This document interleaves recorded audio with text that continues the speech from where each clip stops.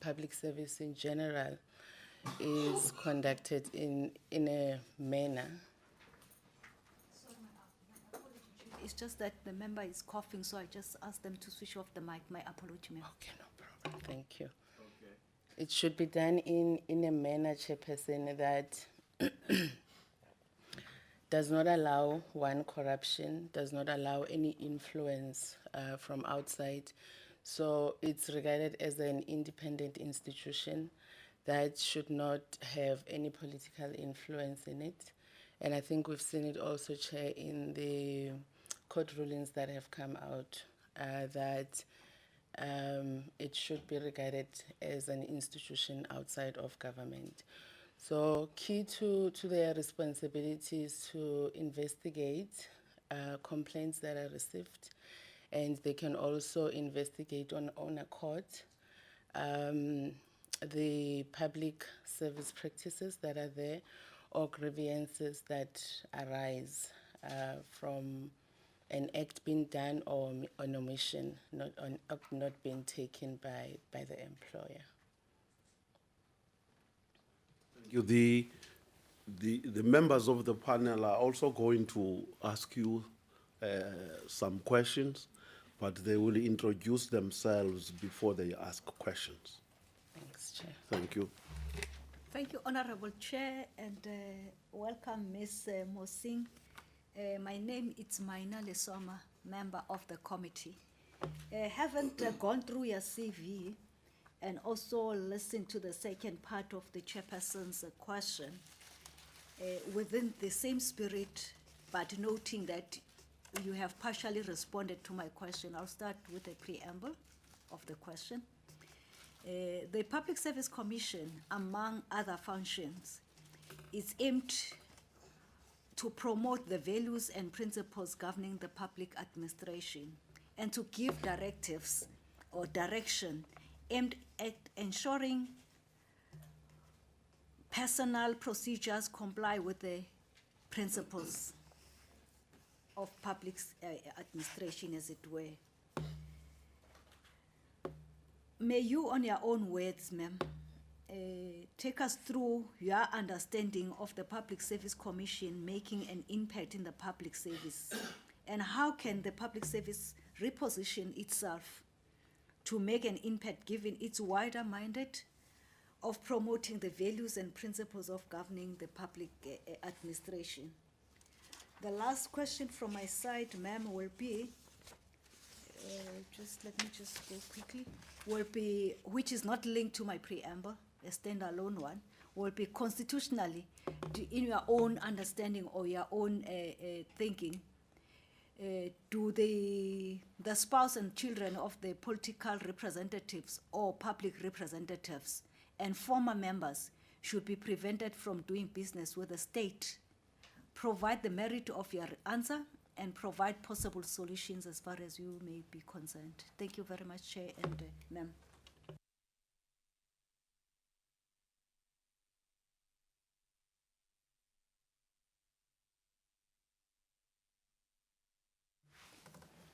Thanks for the question.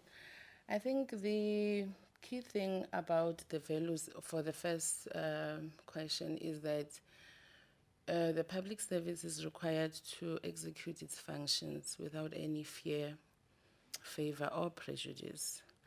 And I think that's why also we have a court case that indicates that the Public Service Commission is an independent commission and should be outside of government.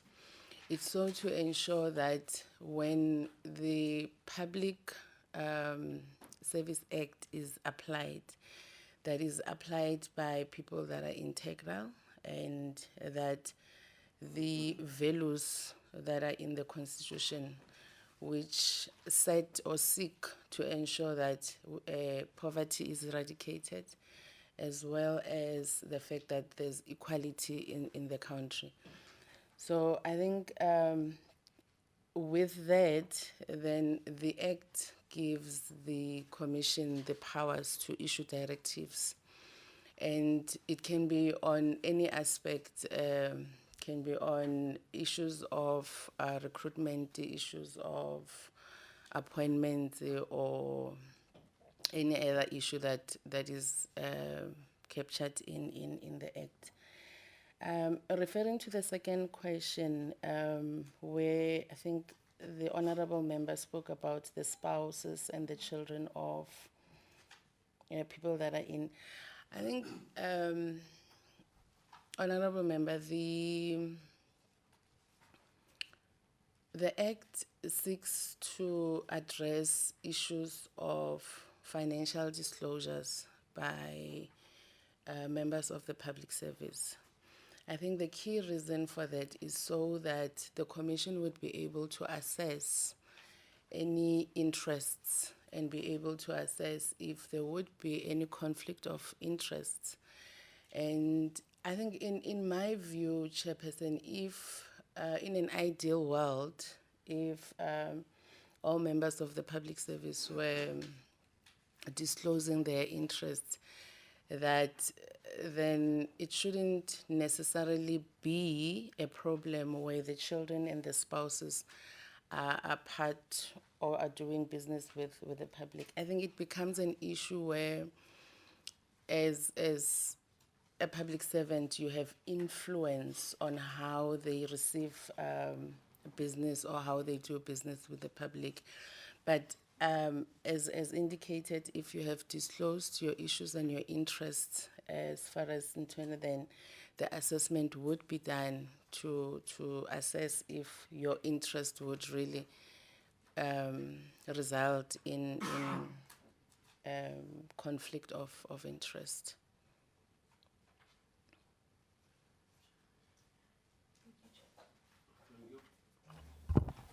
Thank you, Honorable Chair. Mem Mosing. Okay. I'm Miriam Gibi, a member of this panel. My first question is, the Constitution directs the public service to be professional, accountable, and developmental orientated, and the NDP further amplifies this constitutional directive by identifying specific steps that need to promote the values and principles across public administration. Now the question is, what is your understanding on the vision of professionalizing the public administration in the country? In your response schema, could you please distinguish between cadre deployment based on the meritocratic and mediocratic into the public administration? And what could be the role of the Public Service Commission in ensuring professionalization of the public administration is instituted or institutionalized? My second question to you would be,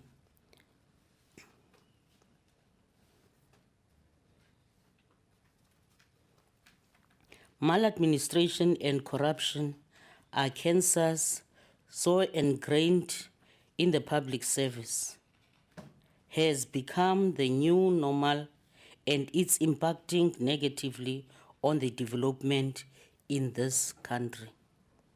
Now, the question is, what causes corruption and how can the PSC play a meaningful role in preventing, reducing, and curbing corrupt practices in the public service? Can you also please indicate current weaknesses in the system and propose your solution in your response? I thank you. Thank you. Yeah, okay. I think to firstly address the first question, I think we are now, I mean, as the country goes and technology advances, and that there's a need for us to look at future skills. I think the NDP clearly indicates that if as government we do not look at future skills and ensuring that the generation now that is going to be coming in through to Parliament is well skilled, that we would find ourselves wanting in as far as the objectives of 2030 are concerned.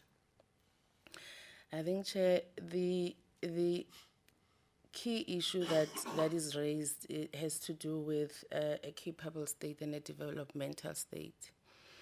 I think the NDP is very clear that in as far as SA is concerned, we have excellent and capable legislations, and it's the implementation that is now required.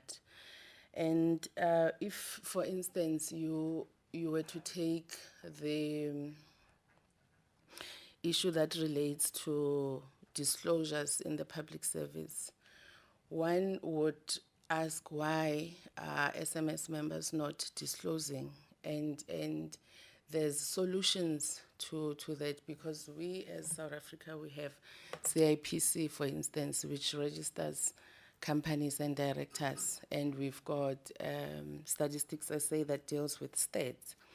And if we were, for instance, if I can be technical, were to take whatever database that the CIPC has and run it against now public services, it would be a proactive action from our side as Public Service Commission to ensure that whatever that both database, when you run them, they would give you results that these are the people that should have disclosed, and then you can run that information with the disclosures that are already received.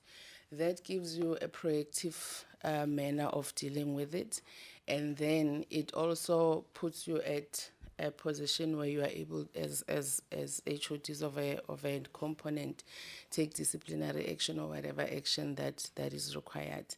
And I think that would assist in dealing with corruption in itself.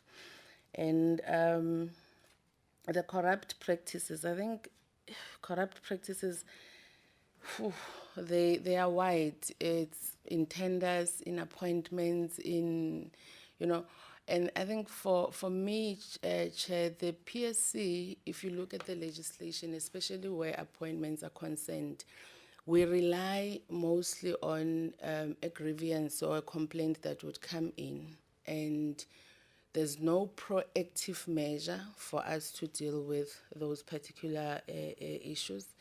And if no one has put in a grievance or put it to light that there's something untoward in a process, then we proceed with the process. So I think firstly is to ensure that as far as appointments are concerned, that there's a proactive role or structure that is played by the PSC. I think also in awarding of tenders, it would be the same argument.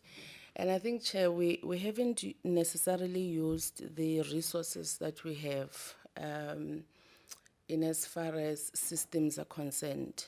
And I referred to Statistics SA because they have the systems that would be able to assist government in as far as statistics are concerned. And the future skill that we're referring to is that future skill of actually looking at the data and being able to deduce the information that is required from the data. We have the hotline, corruption hotline, that is being assessed by, or it's been managed, not assessed, by the PSC. I think the indication from the annual report was that they received around 66,000 calls, and of those, they had 882 complaints that stemmed out of it, which indicates that as far as the anti-corruption hotline is concerned, that it's working. Also, we refer to the disclosures again, and we refer once again to, I think, the delegation of appointments by management, that where a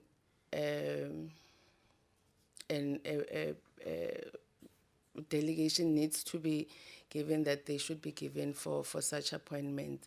Then it assists chairperson with the role of reporting, that when you report, where do you report, and you know, and further to that, I think the NDP says that it makes a recommendation that in the presidency there should be a structure that would assist the appointment of HODs in government, so as to ensure that the people that we place in those positions are people that are well skilled, well experienced, and that the mandate as it stems from that institution is aligned with their profession. So I think, Chair, those are the suggestions that I would put in place. So in a nutshell, I would say an MOU with Statistics SA, because they would be able to give us statistical readings. From those statistical readings, then we can deduce the information that is required, and also with other institutions that, like, I think they already have an MOU with the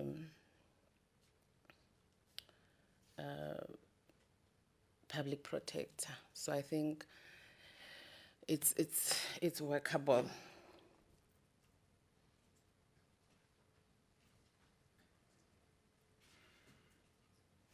Sibonge aus Mpho. Ke bitso la ka ke Mzwakhe Sibisi. I will have two questions. I will read a statement and then ask the question thereafter. Statement for first question, Iri. Professionalization of the public service can happen as a function of the meritocracy, which is system of appointing or promoting staff based on the knowledge and skills. The question is, as a commissioner of the PSC, how would you advise government departments to institutionalize meritocratic ethos in the administration of the state in order to achieve professional public service? The last question, very short. How do you think the PSC can strengthen its own oversight and strengthen oversight by Parliament? Thank you.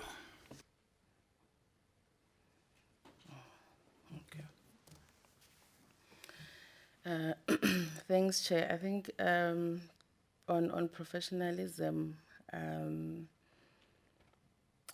I think it's going back to what I had indicated earlier, that the I'll call it a loophole, the legislative loophole, that PSC comes in at the end, or it's something that needs to be corrected, and it's something that needs to be attended to. I think the fact that there's that suggestion means that public service actually sees that there's issues in as far as appointments are concerned. I think, Chair, South Africa has a lot of skills. That's why at certain points when we have to do things, we outsource them. So we outsource to people that have the know-how. So I think it's the know-how that we need in government. We need to be attracting those skills inside, and we can only attract such skills if our processes are not influenced by anything other than knowledge, skill, and experience in that position. You asked how would one strengthen the oversight? I think it's going to require legislative amendment. I think there's a number of principles and recommendations that are in the NDP. The structure that is suggested in the presidency for appointment of HODs, it's one of them to strengthen, and also for the PSC to be able to do their monitoring and evaluation aligned to the principles of the Constitution in all spheres of government. And I think, Chair, also the independence of the institution is very critical, because if the institution is not independent and outside of the public service, then there tends to be a lot of interference in as far as appointments are concerned. I think in as far as Parliament is concerned, Chair, I think what is already there is working. I think it's a matter of just ensuring that the Commission has full powers that are very, very clear in as far as the mandate is concerned and execution of their functions. And with that, Chair, I think we would be able to reach professionalism because we would attract the right skills and development. And on development, training, I think the current challenge is that training in the public service it's too general. And for instance, where there's a specific skill that is required, that the training doesn't necessarily look at those particular skills. So it's too general. So if, for instance, you were to be appointed as the HOD, for instance, of whatever component in government, there should be specific training that is given to you to deal with the public service and how to execute the functions. And I think it's also one of the recommendations that are set out in the NDP.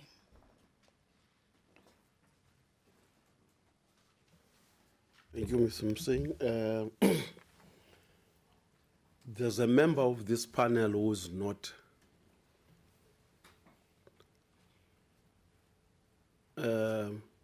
with us now, Honorable Clark.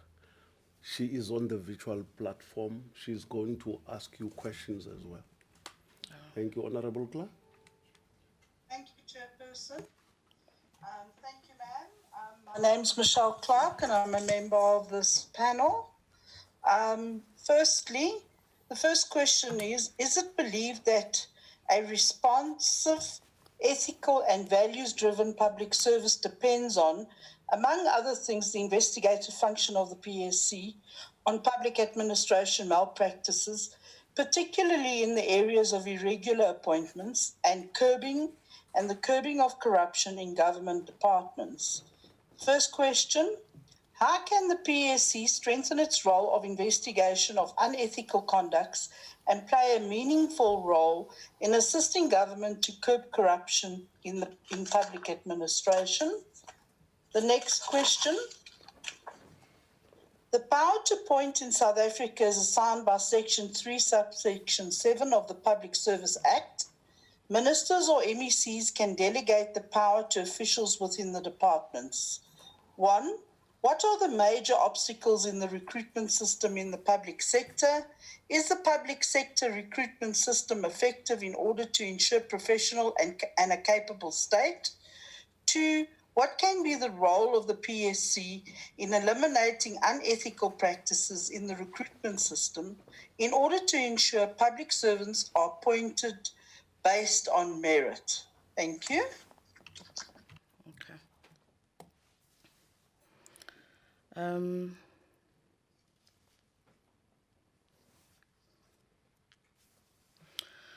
Okay. Chair, I think when I was going through the rules for grievances and for lodging a complaint, I think one of the key issues that I realized was that although the steps are set out very clearly in the document, there isn't fees that are aligned to those steps.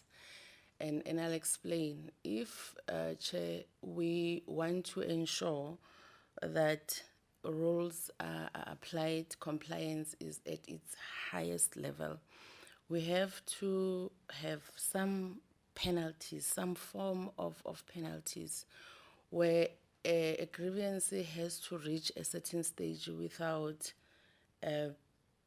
people with authority working on it. That should attract some form of a penalty.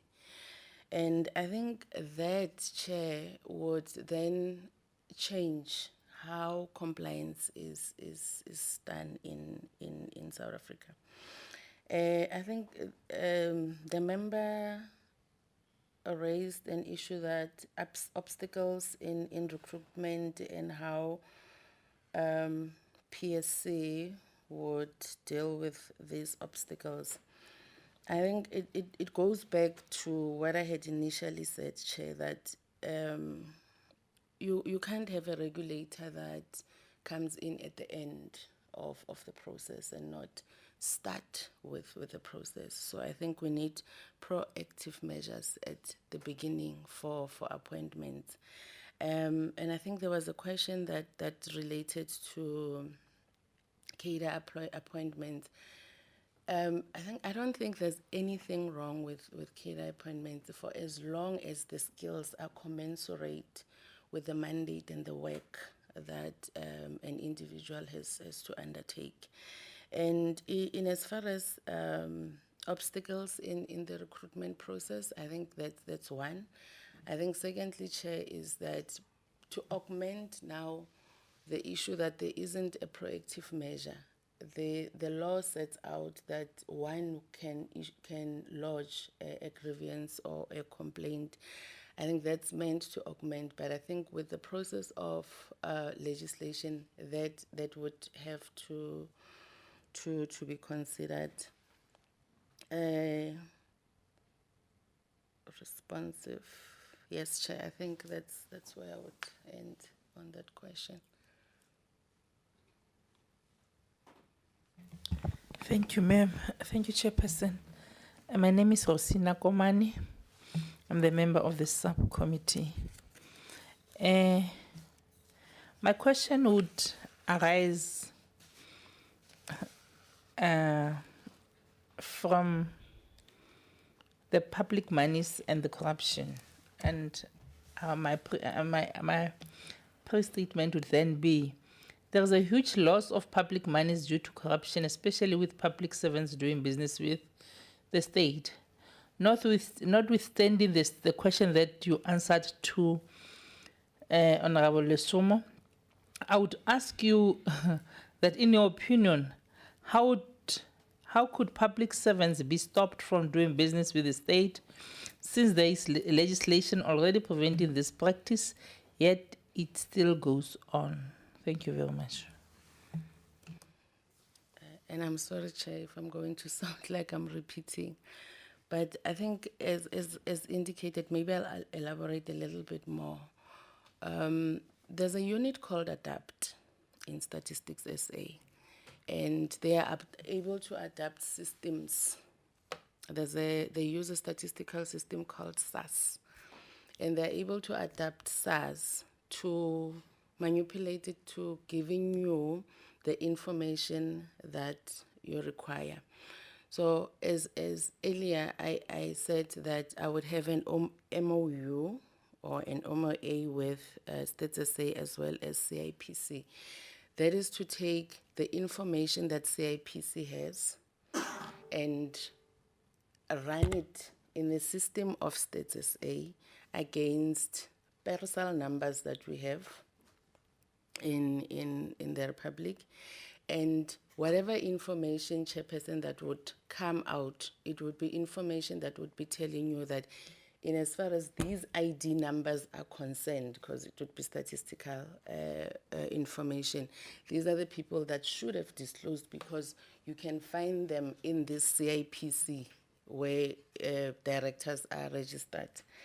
And with that information, Chair, it then leads you to saying one that is found to be on the list and has not disclosed, then disciplinary measures can be taken. I think that's where we need to start, Chair. And having been found not disclosed and doing business with government, it's a financial disclosure. So I would think that financial disclosure that has not been disclosed would lead to mistrust between the employer and the employee, and that is really a dismissible offense. And that's how I would respond to it, to say that would be a proactive measure that I would put in.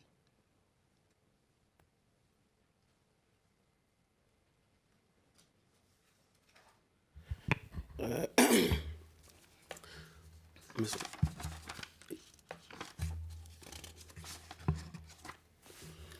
Is there any question you want to put to the interview panel? No, Chair. Not at all. Not at all, Chair. Okay.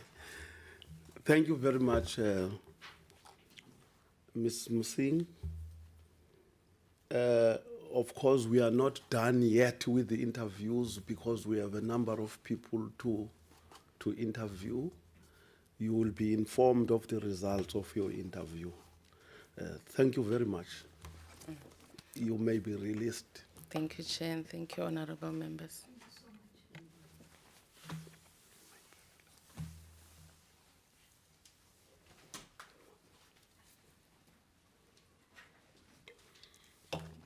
Officer Gudu Gudu.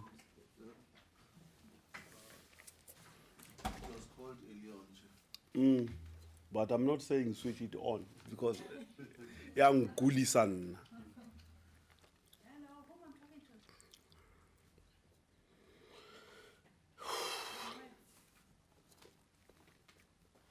I phone you? I'm in a meeting, sir.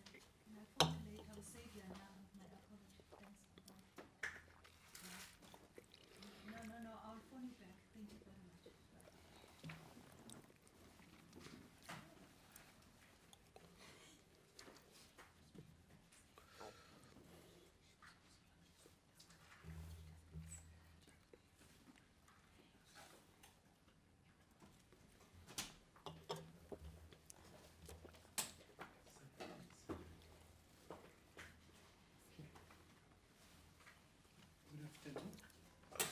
Afternoon.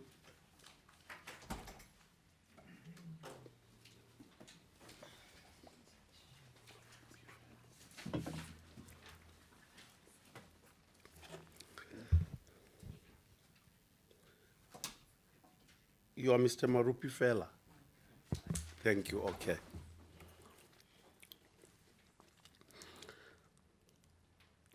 I am Jojo James, the chairperson of the interview panel and also the chairperson of the Portfolio Committee on Public Service and Administration.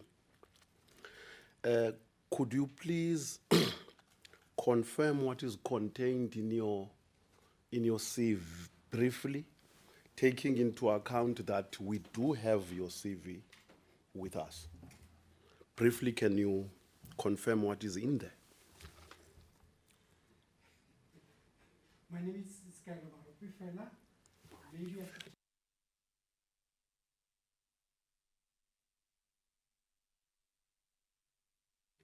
You will speak better without the mic, but I mean without the mask, but I'm not Donald Trump. I do respect mics, I mean mask here, because it's a rule here in South Africa.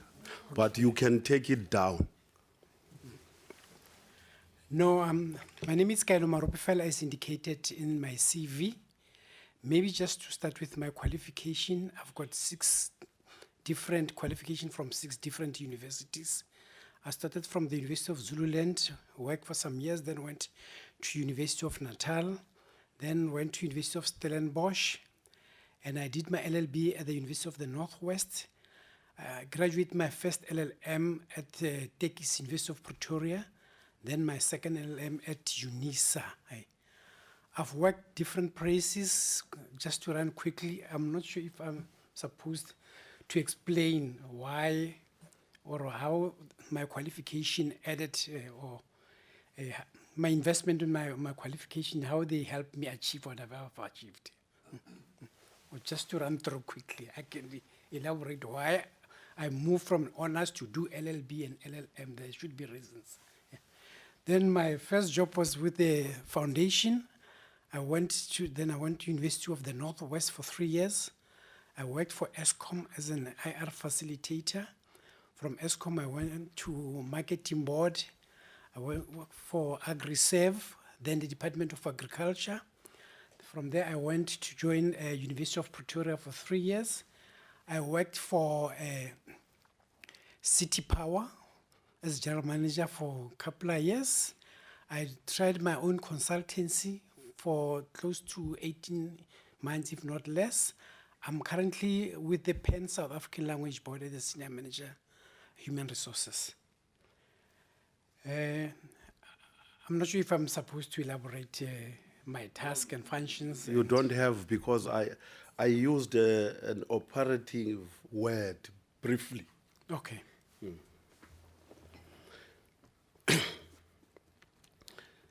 The Public Service Commission, let me say this first. After I've asked my questions here to you, members of the panel will also ask you questions, and they will introduce themselves to you before they ask questions.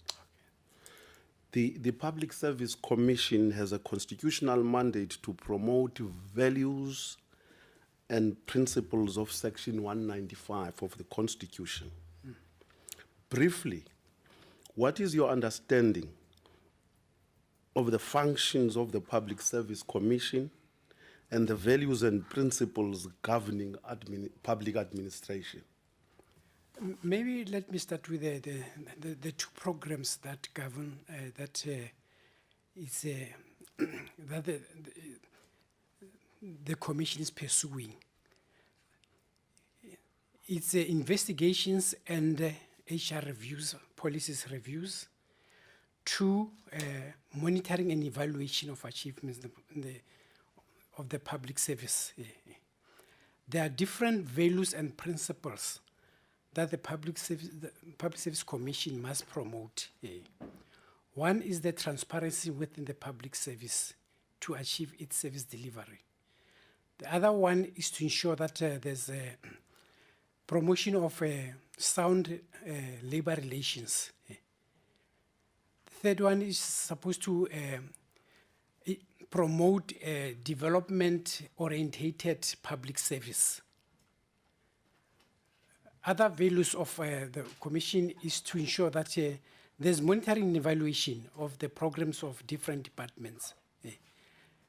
The last one is to report to the Portfolio Committee on the achievements or lack thereof once a year. What has been achieved as the Public Service Commission.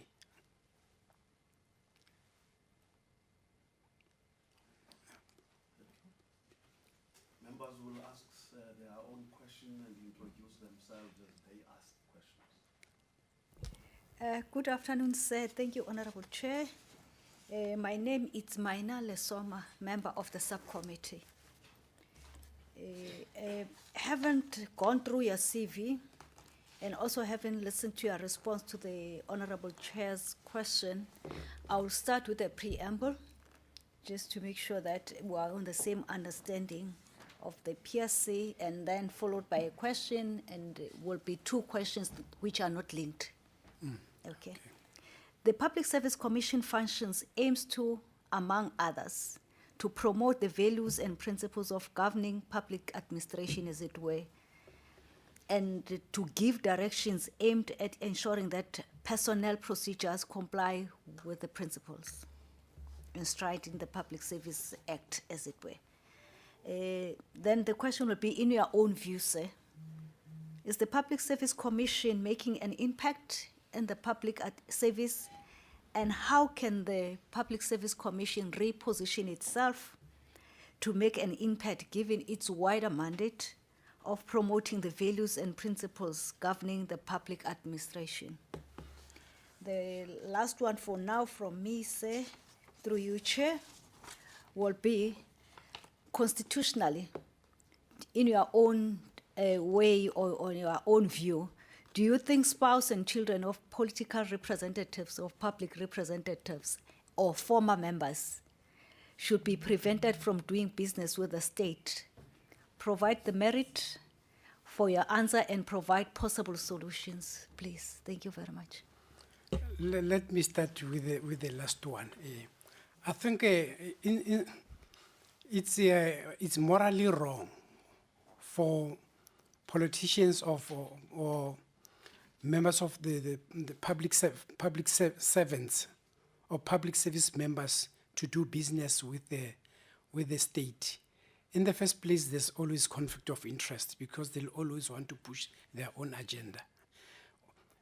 Besides the legislation, we are aware that Section 13C of the Public Service Regulation prohibits members of the staff members in the public service to do business with the state.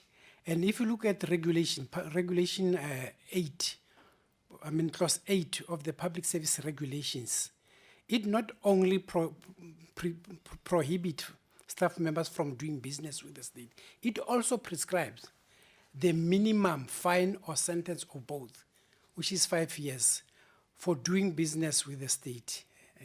I think one cannot rule out of conflict of interest if they're allowed to do business with the state. Yeah. The other one is the impact. I would say not much is known about the Public Service Commission. However, that does not take away the fact that they are not impactful, because we know that they do investigations on grievances that comes to the Public Service Commission, and we know that there are also challenges in terms of the staffing. There are also challenges with regard to budgets, which the public service could maybe need more staff members to be more as effective as it's supposed to be. And the budget, if more budget is allocated to the Public Service Commission, I would say for the Public Service Commission to have more impact, they could look into collaboration and partnership with other institutions. One is looking at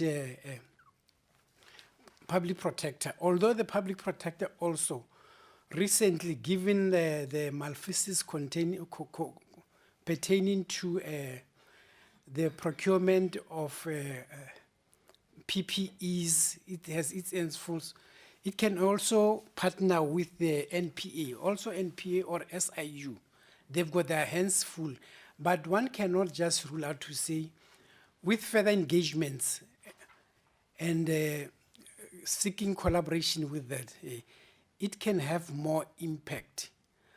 I'm aware that the Commissioner of Companies and Intellectual Properties has already advised that for corruption to be minimized, the Companies Act needs to be amended.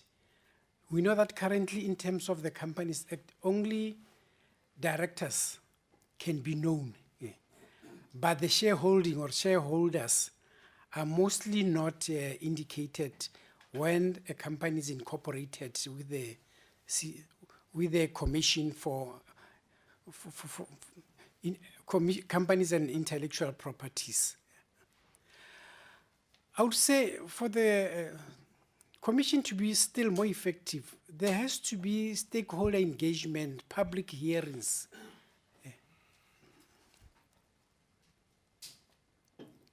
I'm not sure if they have left out any from the question that you asked me. I think Not know because she's expecting you to answer. no, She may not know that if you have left something. No, I mean, I think she asked 3 questions. I could have answered all. Through you, good chair, although you haven't given me the opportunity, he has, because you have given us suggestions, because I also asked for suggestions as far as is concerned. Thank you very much.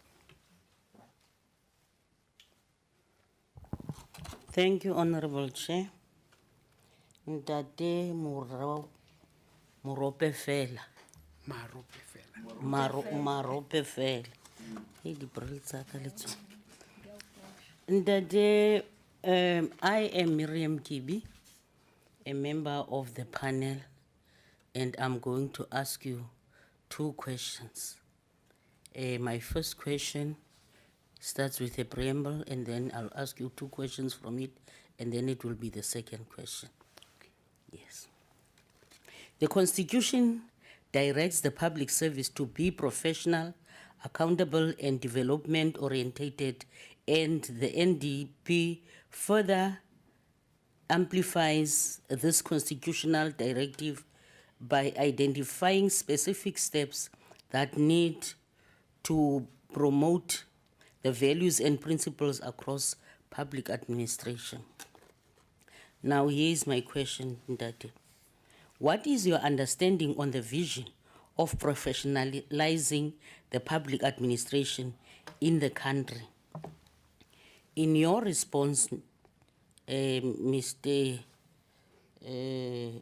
Kaelo, could you please distinguish between cadre deployment based on the meritocratic and the mediocratic into the public administration? What could be the role of the Public Service Commission in ensuring professionalization of the public administration is institutionalized? Now, my second question to you, Ndade, maladministration and corruption are cancers so ingrained in the public service, has become the new normal, and it's impacting negatively on the development in this country. Now the question is, what causes corruption, and how can the Public Service Commission play a meaningful role in preventing, reducing, and curbing corrupt practices in the public service? And ke kopa hore in your response, please indicate current weakness in the system and propose your solutions in your response. I thank you, Ndate.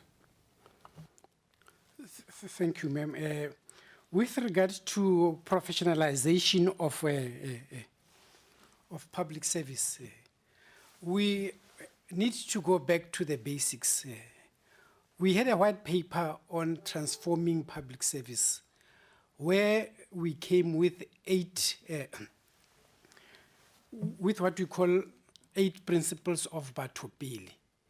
Those 8 principles of Batopele were guides to us with regard to how do we professionalize public service. And more recently, we have forgotten about those 8 principles, especially when one thinks of transparency. It's very, very important that whatever the services that the public service offer, there must be transparency. Transparency as to issues like the budget, as that will give people, the citizens, an idea how far the government can go. The issue of consultation. As public service members, we do not have all the answers. By engaging the public, we'll be in a position to know what quality, what quantity that the public needs, the services that we need to offer to the public. Issue of redress. When people are not happy, they are aggrieved by not receiving the amount and quality of services they deserve. They need to know where to go to. Where do they lodge the grievance to their satisfaction? And they need to be given feedback. issue of access. If we are to render satisfactory and meaningful service to the public, we need to make it possible for the community to access, let's say, issues like social grants. You cannot expect everybody maybe to be flocking to long distances. What are the mechanisms that we can use for them to access that service without them suffering? The issue of cadre deployment. You know, mediocrity is the one that kills excellence in public service. We cannot allow a situation where people are deployed for the sake of loyalty to a party or not. Even if there has to be cadre deployment, issue of meritocracy must come first. People must be qualified, people must be experienced to do the job, not on the basis of the ticket of party loyalty. Otherwise, we are not going to achieve what we want to achieve. Some developed countries have achieved much successes because they emphasize on meritocracy. They emphasize on honesty, which brings me to the issue of corruption of maladministration. Corruption, it's true, it's rampant because we have allowed individuals to run the organization. By that, I mean we have compromised standards. Any organization is run by the 4 Ps. It's policies, procedures, processes, and prescripts. If all those things are highly complied with, we'll be able to curb corruption and maladministration. If no prescript, any policy is not allowed to be violated, and there's management consequences for violation, then corruption will somehow be kept. Besides the 4 Ps that I referred to, what is important is the systems, IT systems, because we are in an era of industrial revolution. If we have good systems where information is stored, which can also guide us as to which policy have been violated, we'll have a strong organization. And how to curb again corruption is to strengthen the issue of our anti-corruption hotlines or any mechanism. We need to give more protection to whistleblower. We need to go out and have public awareness on whistleblowing. What constitutes a protected disclosure of information regarding maladministration and corruption? We need to encourage people with information to come forward, and those people should be protected. We should not allow it because currently whistleblowers tend to be victimized ultimately. Public Service Commission needs to encourage that. We do have legislation in place. It's part of it could be covered from the policies. If we don't insist on that one, we are doomed. Hence, I say the organization must not be run by individuals. It must be run by policies and systems. And we must adhere to policies, religious, and never allow anybody to violate them. There must be management consequences. If the AG has come up with remedial action to say this must be done, we have made findings.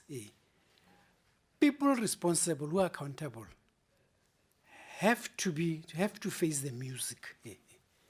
And it's quite interesting that the AG's teeth have been sharpened with the amendment to the Public Audit Act 2018, where the Auditor General can issue certificate of debt in the event somebody does not want to implement the recommendation of the AG, where there were irregular and wasteful expenditure, and any form of corruption.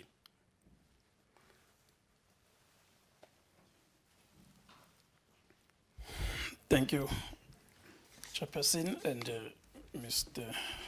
Marupafela.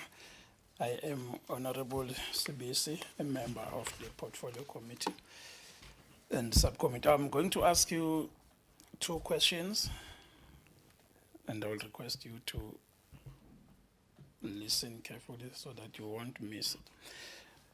The first one, it's having a statement, thereafter would be a question. Professionalization of the public service can happen as a function of the meritocracy, which is a system of appointing or promoting staff based on the knowledge and skills. Therefore, the question would be, as a commissioner of the PSC, how would you advise government departments to institutionalize meritocratic ethos in the administration of the state in order to achieve professional public service? The last one will be very short. The question is, how do you think the PSC can strengthen its own oversight and also oversight by Parliament? Thank you. Okay. I think professionalism should be promoted through coming up with policies where when somebody applies up front, there's a compliance with the requirement. Whenever a position is advertised, obviously that position is evaluated, is job evaluated, and there are requirements in terms of competences necessary for that position, skills required in that position, and academic qualification for that position. The Public Service Commission needs to do audit time and again to check and monitor if whatever positions have been filled in public service, there was a compliance with those requirements, so that we know that a person who's appointed there is appointed on merits. It's not favoritism. It's the person had what it takes to do that position, that job. For the public service to strengthen its oversight role, it has to do more audits. I know that it's expected to report at least once to Parliament, but I think it has to do more than that in terms of doing audits, doing monitoring especially, so that when they come to Parliament, the monitoring it's meaningful. It has all information that the Portfolio Committee may want to know. It has done all it did with regard to whether it's investigations of complaints or any other things, whether it's about corruption that it has uncovered or is still in progress. That's how it can maybe strengthen its oversight with regard to reporting to Portfolio Committee.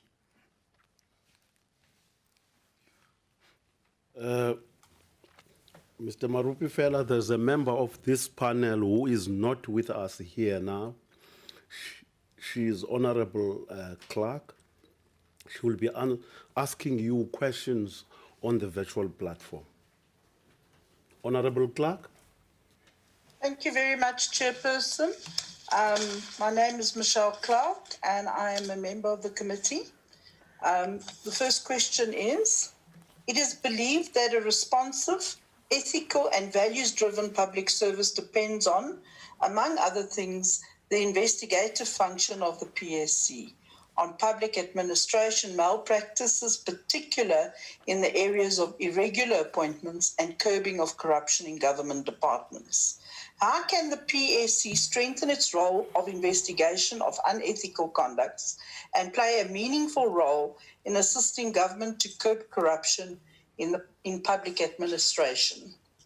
The next question. The power to appoint in South Africa is assigned by Section 3.7 of the Public Service Act. Ministers or MECs can delegate the powers to officials within the department. 1. What are the major obstacles in the recruitment systems in the public sector? Is the public sector recruitment system effective in order to ensure professional and a capable state?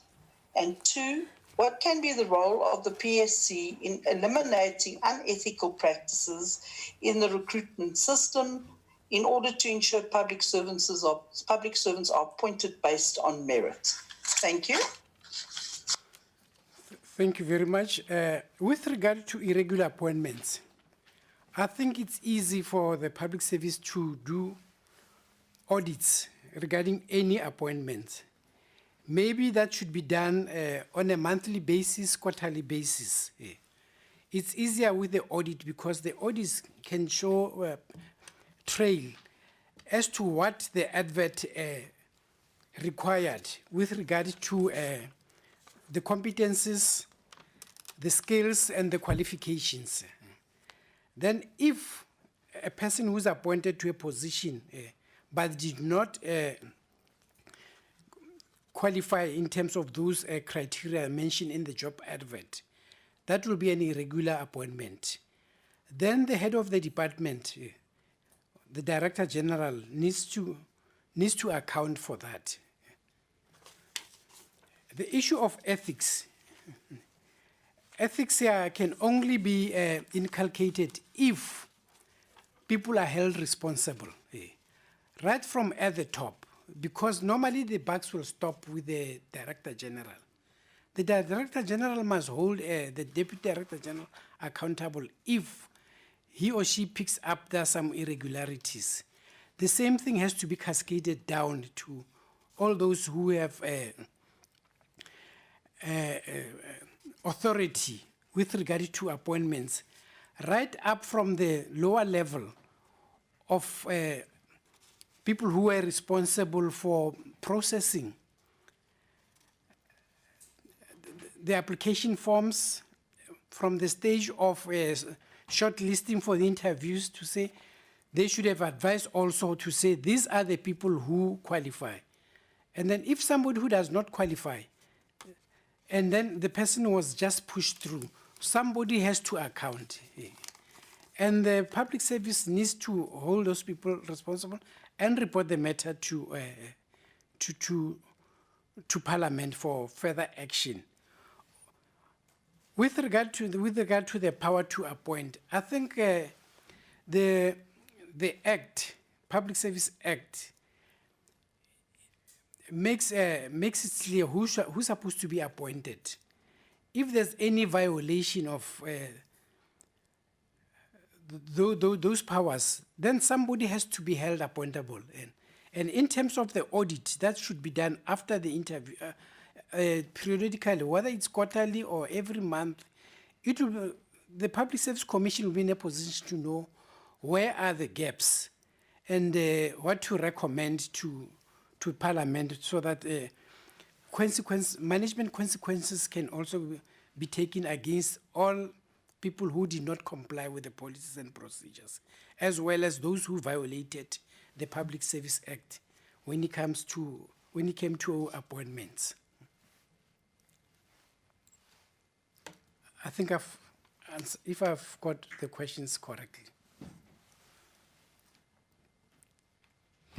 Thank you, Chair. My name is Rosina Komani. I'm the member of this panel. I have noted your extraction from the legislation as to, in terms of members of the public service doing business with government. But I want to put it to that there is still a huge loss of public monies due to corruption, especially with public servants doing business with state. In your own view, or in your own opinion, how could public servants be stopped from doing business with the state, since the legislation that you have just extracted from is there, that is preventing this practice, but the practice is still ongoing? So can you tell us, in your own view, how would you do it to stop it? Thank you very much. You know, the act is in place. A particular provision, like I referred to Section 13C of the Public Administration Management Act, I referred also to Clause 8 of the Public Service Regulations. If people continue, the only thing to stop those people is through management consequences. They need to be brought to book through the disciplinary hearings. And those disciplinary hearings should not be prolonged because they are aware. Normally in labor relations, they'll ask you, are you aware of the rule? They are aware there's a rule that says you cannot do business with state. And yet, they intentionally, this time we cannot say it was negligently. They intentionally went ahead and do business with state with the intention of achieving corruption. They need to be disciplined, and more often than not, such offenses are gross. And once we say a misconduct is gross, there's no other sanction safe to dismiss them. Once people are aware that the state is serious about fighting corruption, seeing that some people have been dismissed, it's a good civic education for them. Definitely it will be a deterrent. Yeah. If you know that somebody has been doing business and you know that person, action was taken. This issue of not taking action, that's the one that creates breeding grounds for corruption. We know that there are a couple of 1,500 and something public citizens who are doing, and we even stall and delay the disciplinary hearings. We need to try by all means that we expedite those disciplinary hearings, and so that these people should know that the government is serious now. It means business. It needs to stop corruption at all costs.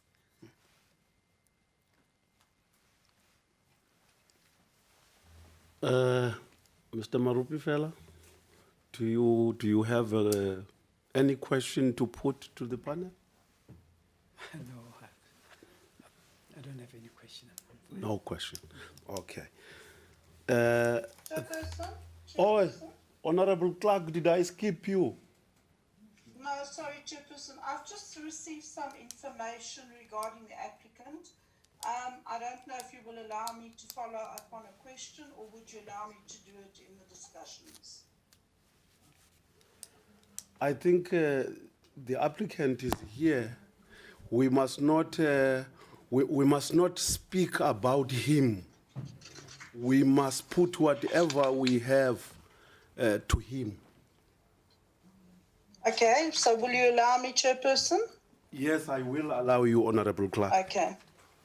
Okay, if you could just elaborate, there's been some serious allegations against disciplinary issues that were raised against you when you were employed at Pan SLB. I note that your arbitration was in the High Court chambers on the 20th, the 21st, and the 22nd of October. Would you be able to elaborate on the outcomes of those disciplinary issues? Thank you. Okay. Mr. Marupifela, let me rule on this question. Yeah. I think we are putting you on the spot. Honorable Clerk, can I rule that this question, I'm not going to allow it? Let us not ambush the person who we are interviewing. We must not ambush him.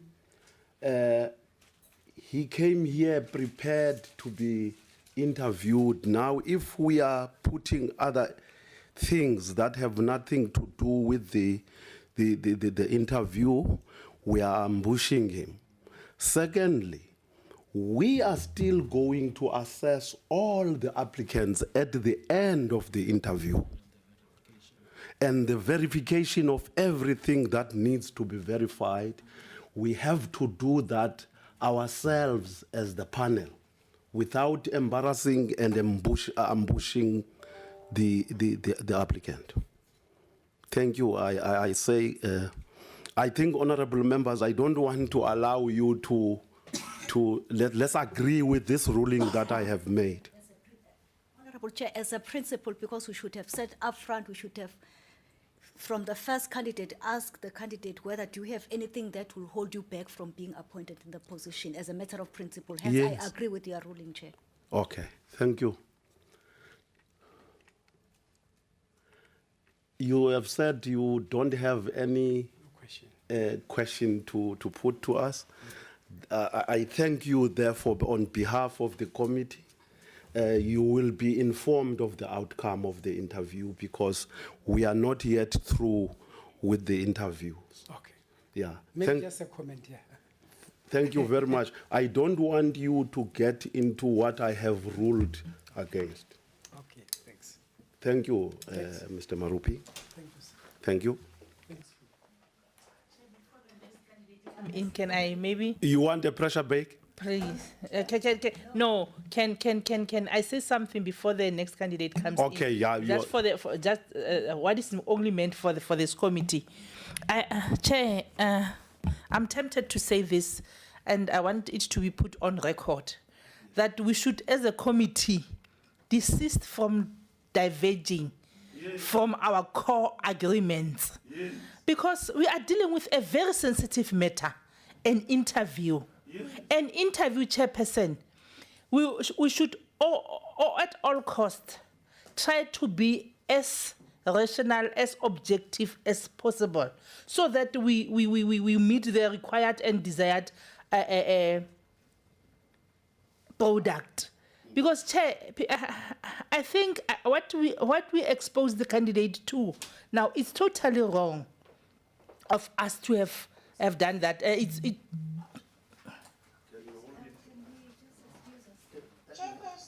can I respond? I'm still talking, Chair. So, Chair, I just want to thank you for ruling on that matter. And I was saying this for the record, not for engagement, so that we become consistent, so that we allow all the candidates to be freely and fairly interviewed. If we have got some things that we know about them, let us then reserve it for this panel and this panel only. Thank you very much. Thank you. I think you can call the next candidate. Chairperson, can I please respond to that? I did ask if I should reserve it for the discussion or should I ask it now? And you allowed me to ask it for the record. I did not know what you were going to ask.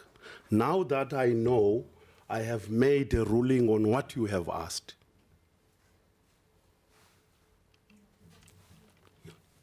Because you wouldn't have made a ruling on something that you... That I don't know. Yeah, but as a matter of principle, I think we have dealt with it. Yes.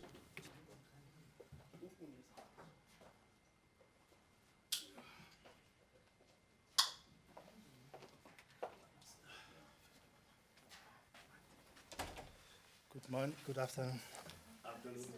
Yes.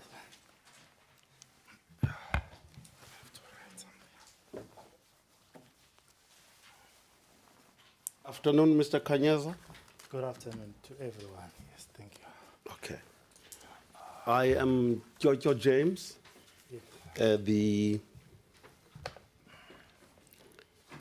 member of this interview panel and also the chairperson of the Portfolio Committee on Public Service and Administration. Mr. Kanyeza, could you confirm what is contained in your CV briefly, taking into account that we do have your CV with us? Yeah. Just briefly outline and confirm what is in it. Thank you. Oh, yeah, thank you. Also, mainly, I'm a chartered accountant by profession, and I've got a master's in... Can you speak into the Okay. So, firstly, I'm a chartered accountant by profession, and I've got masters in accounting. So I did like auditing as one of my subjects in my masters. So mainly my interest, my interest in this position is because I'm doing governance research. So it's things that will be able to solve governance problems. So that is mainly in my CV, because I'm writing. I've written an article. I ended up writing an article to Accountancy SA, which is our magazine for chartered accountants, SECA magazine. So there was a culmination of my research to end up writing an article which will address governance problems.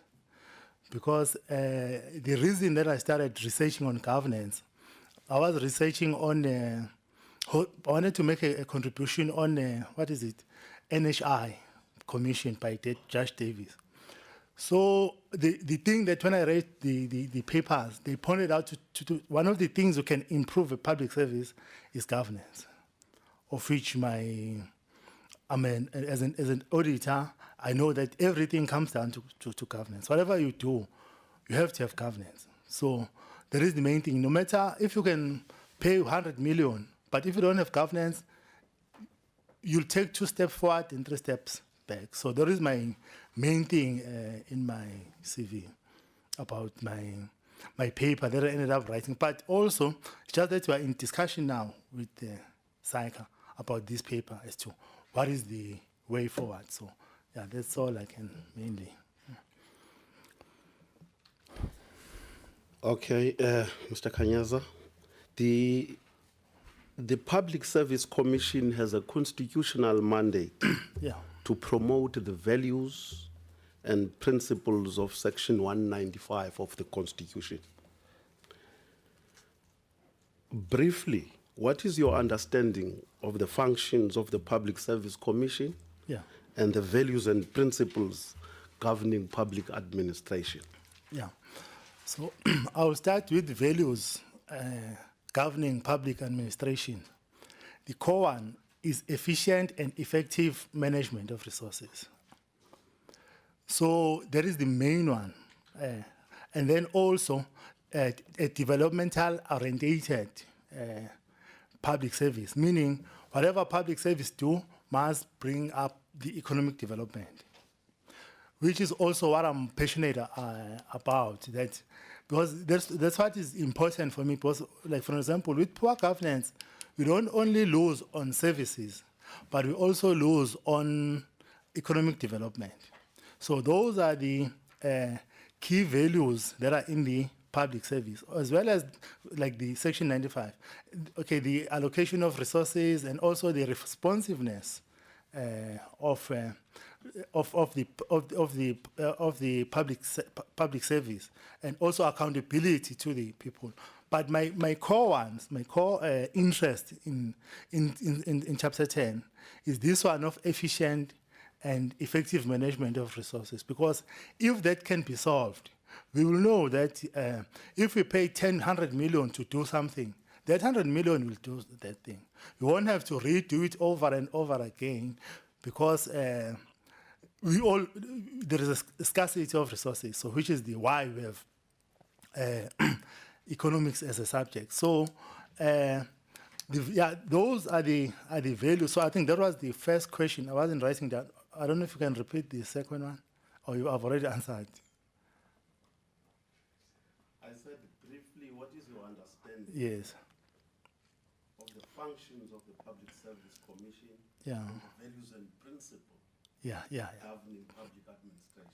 Oh yes. Yeah, it's efficient and effective management of resources, which, especially as an accountant, to me, those are very, very important things. That because no matter what you do, we do. If you don't manage resources effectively, we can be a case study of a failed government. Resources need to be managed effectively with good governance, meaning every cent that is paid to something, to do something, it must do that thing. And then it generates maybe economic development. Maybe it will create opportunities. So the values are two, is the efficient and effective management of resources. And with those resources, then you are able to do development. The members of the committee will also ask you questions. Yes. And they will introduce themselves before they ask you questions. Okay, thank you. Thank you very much, Honorable Chair, and good afternoon, Mr. Kanyeza. Yes, thank you. Good afternoon. Having listened to your introductory remarks in terms of introducing ourselves in a summary way, notwithstanding that you did submit your CV, but also haven't listened to the response that you have given to the Honorable Chair's question. I just want to say this, Chair, you'll forgive me, that I hope you are not applying for this position if I heard you correctly. But in your response also, you'll confirm whether I heard you correctly. Yes. That your major interest of applying for this position is for you to complete your thesis. No, But, excuse me, can I then oh, continue and say, sorry. I promise you, yes, because I want you to confirm, Oh, yeah. because it will be wrong for me to hear what I didn't hear. Yes. Having said that, also, Honorable Chair and Mr. Kanyeza, yeah, I've got it right now, is that in terms of Public Service Commission in Chapter 10 of its functions, among others, is to promote the values and principles of governing public administration and to give directions aimed at ensuring that personnel procedures are complied to the principles. That's a preamble of my question. Okay. In your own words, if you may, share with this panel, is the Public Service Commission making an impact in the public service, and how can the Public Service Commission reposition itself to make an impact given wider mandate of promoting the values and principles governing the public administration? Yeah. The very last one, hopefully from me, let's see. I've done to this one. Let me go to the second last, Honorable Chair, which is not linked to my preamble, is that constitutionally, do you think spouse and children of political representatives or public representatives and former members should be prevented from doing business with the state? Provide a merit for your answer and provide possible solutions as you deem fit, sir. Thank you very much. Okay, I have to write them down.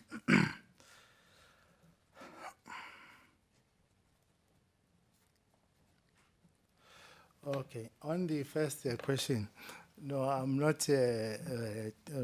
doing a thesis on this one. I'm writing a paper that will assist now the country. It's not even it's not an academic paper, so it's on a magazine, because an academic paper, it takes a while. So that's why they will have career ambitions in an academic paper. This is just a magazine to engage the profession and membership on what I've researched. So it has no interest for me. So that was on question 1. On question 2, you asked about what maybe the impact that public service PSC can have on the recruitment and all. Yeah, it's recruitment, transfer, it's even dismissal of. What can the Public Service Commission have an impact on that? My view is that the Labour Relations Act covers all those things comprehensively. Especially the recruitment and on all those things, transfer, dismissal, and maybe it will be a government policy. My view, when can the Public Service Commission give an input on, it could be on recruitment, because public service is understaffed. Like the research I did a while ago when I was trying to understand the health sector, in one province you find that the health staff is is half of what it's supposed to be. If the public service is indicating that, it's very good, because service won't come without the employment. I think public service, on that requirement, it should push for employment of professionals so that they can play a meaning role. So that is what I feel that they should be doing. But if it's them who are indicating a vacant position, it's a good position, it's a good thing. But on the Labor Relations Act is very much comprehensive on the things that are listed in the Constitution. Now, coming to the spouses and children of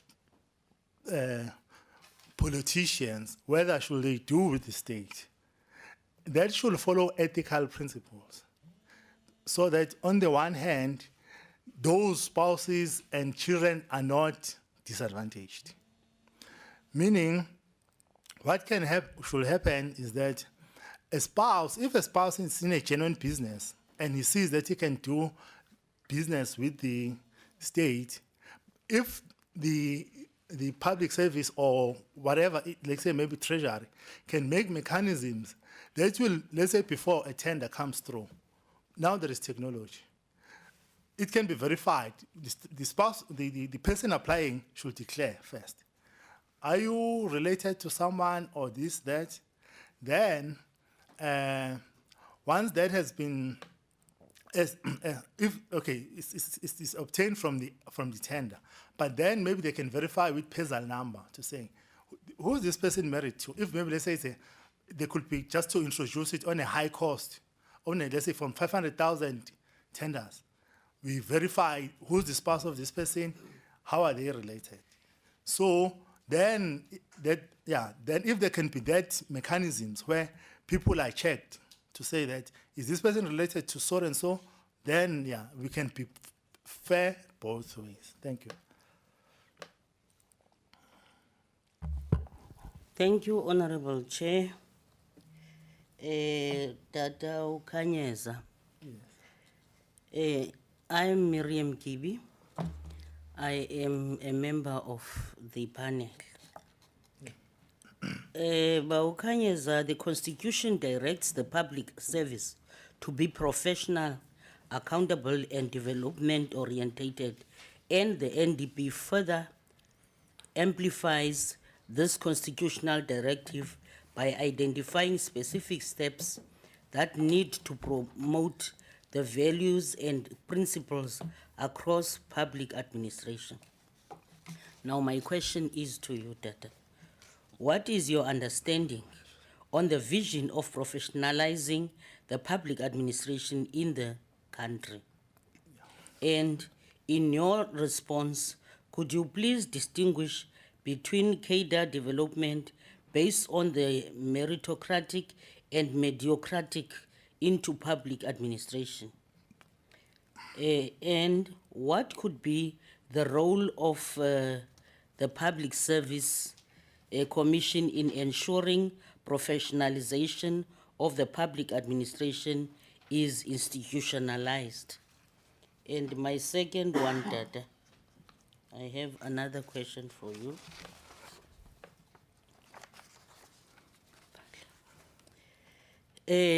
Maladministration and corruption are cancers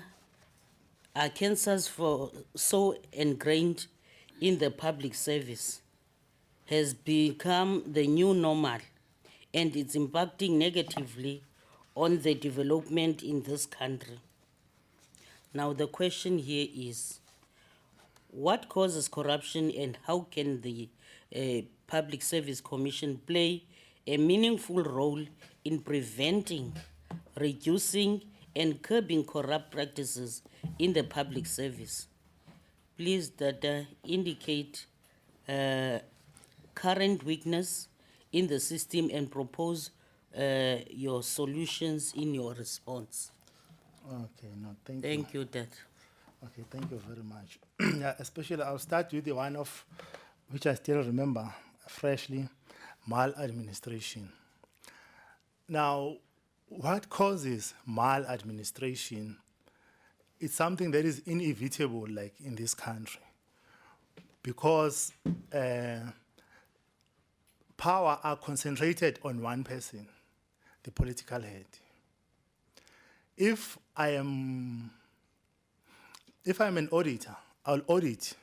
That report will go to SCOPA. SCOPA will make recommendations. Those recommendations will end up with who? The political head. So that is the main thing that in my article, like which I wrote to, it needs to address. Unless, I think maybe, as I believe you are politicians, there is something that says that, what, absolute power corrupts, absolutely. When you see corruption, you must know that there is an absolute power. Now, the thing that needs to happen is to divert power, because now the political head has absolute power. He can initiate, for an example, a contract and say, give person A a contract. The auditor comes and audits and then say this tender was irregular. Then that thing will go to SCOPA. SCOPA takes it to the political head. And the political head, he just put it aside. So the moment, as long as we have that, we haven't fixed that, we can go for years without a solution. So my research established that, and this is what it's trying to achieve. The moment you solve that, you solve a systematic problem, then you'll have a reduced corruption. Power can be shared now between, for example, the audit profession, the IRWA, and audit committees, such that, but the moment the one person has absolute power, everything is up to this political head. He initiates, it comes to him. What's the point? If I come as an auditor, I audit and say, this is an irregular contract. This thing will go right round and then ends up with the same person. So it becomes worthless. That is the core thing that I'm striving for it to be changed. The moment power is balanced, you don't have to chase after criminals. You just have to make sure that power is balanced. For example, the political head and the HOD should lose control the moment there is irregular tenders. So that is what needs to be done. That's what's wrong on maladministration, and that's what needs to be done.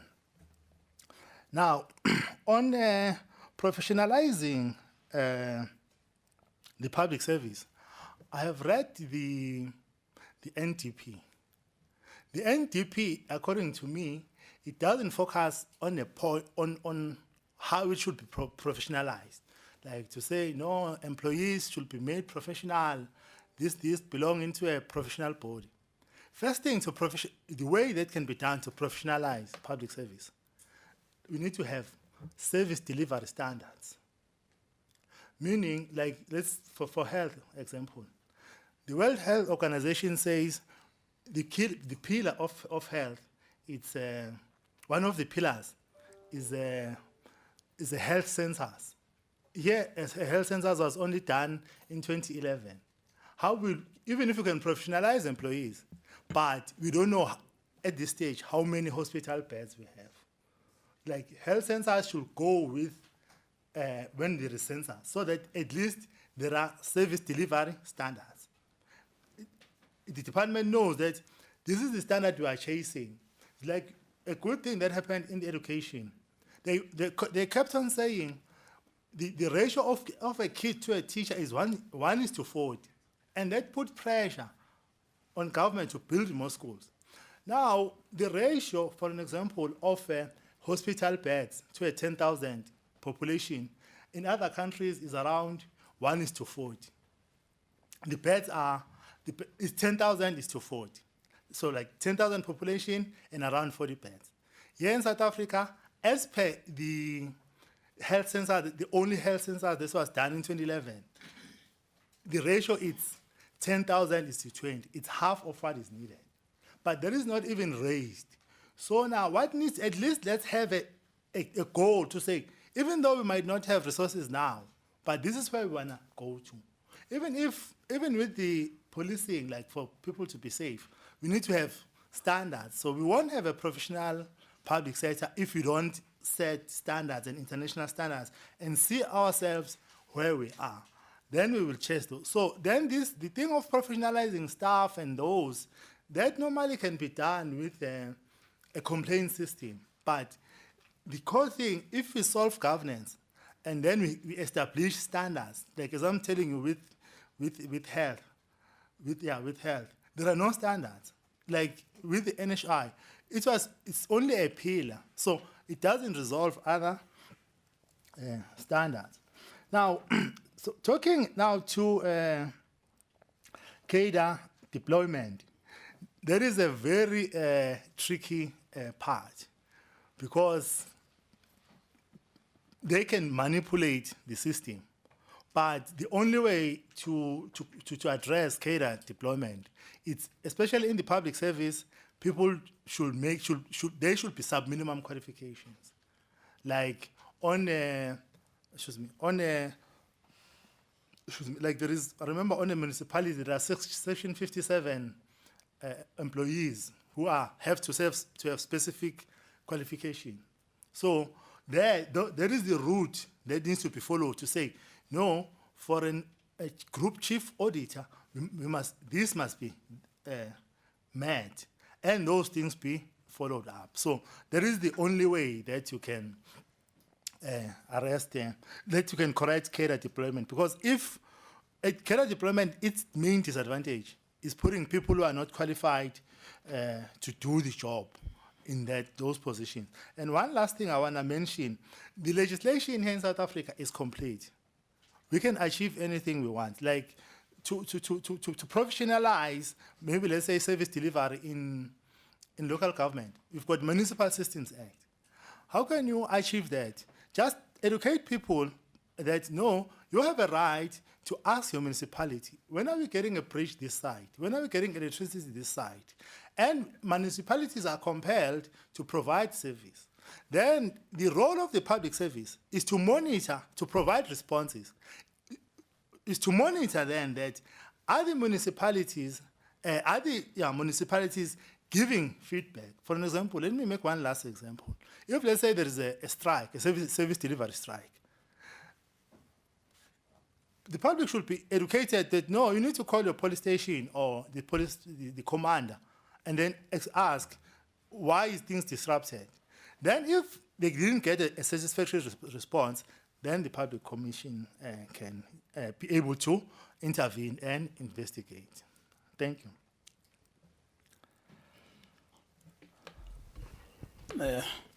Asibonge Ngwane. Hlalo ngusibisi isibongo ilunga le portfolio nakule committee. I will have two questions, starting with the statement which will lead you to a question. Professionalization of the public service can happen as a function of meritocracy, which is system of appointing or promoting staff based on the knowledge and skills. Therefore, the question would be, as a commissioner of the PSC, how would you advise government departments to institutionalize meritocratic ethos in the administration of the state in order to achieve professional public service? Yeah. The last question is, how do you think the PSC can strengthen its own oversight and oversight by Parliament? Thank you. I just have to write.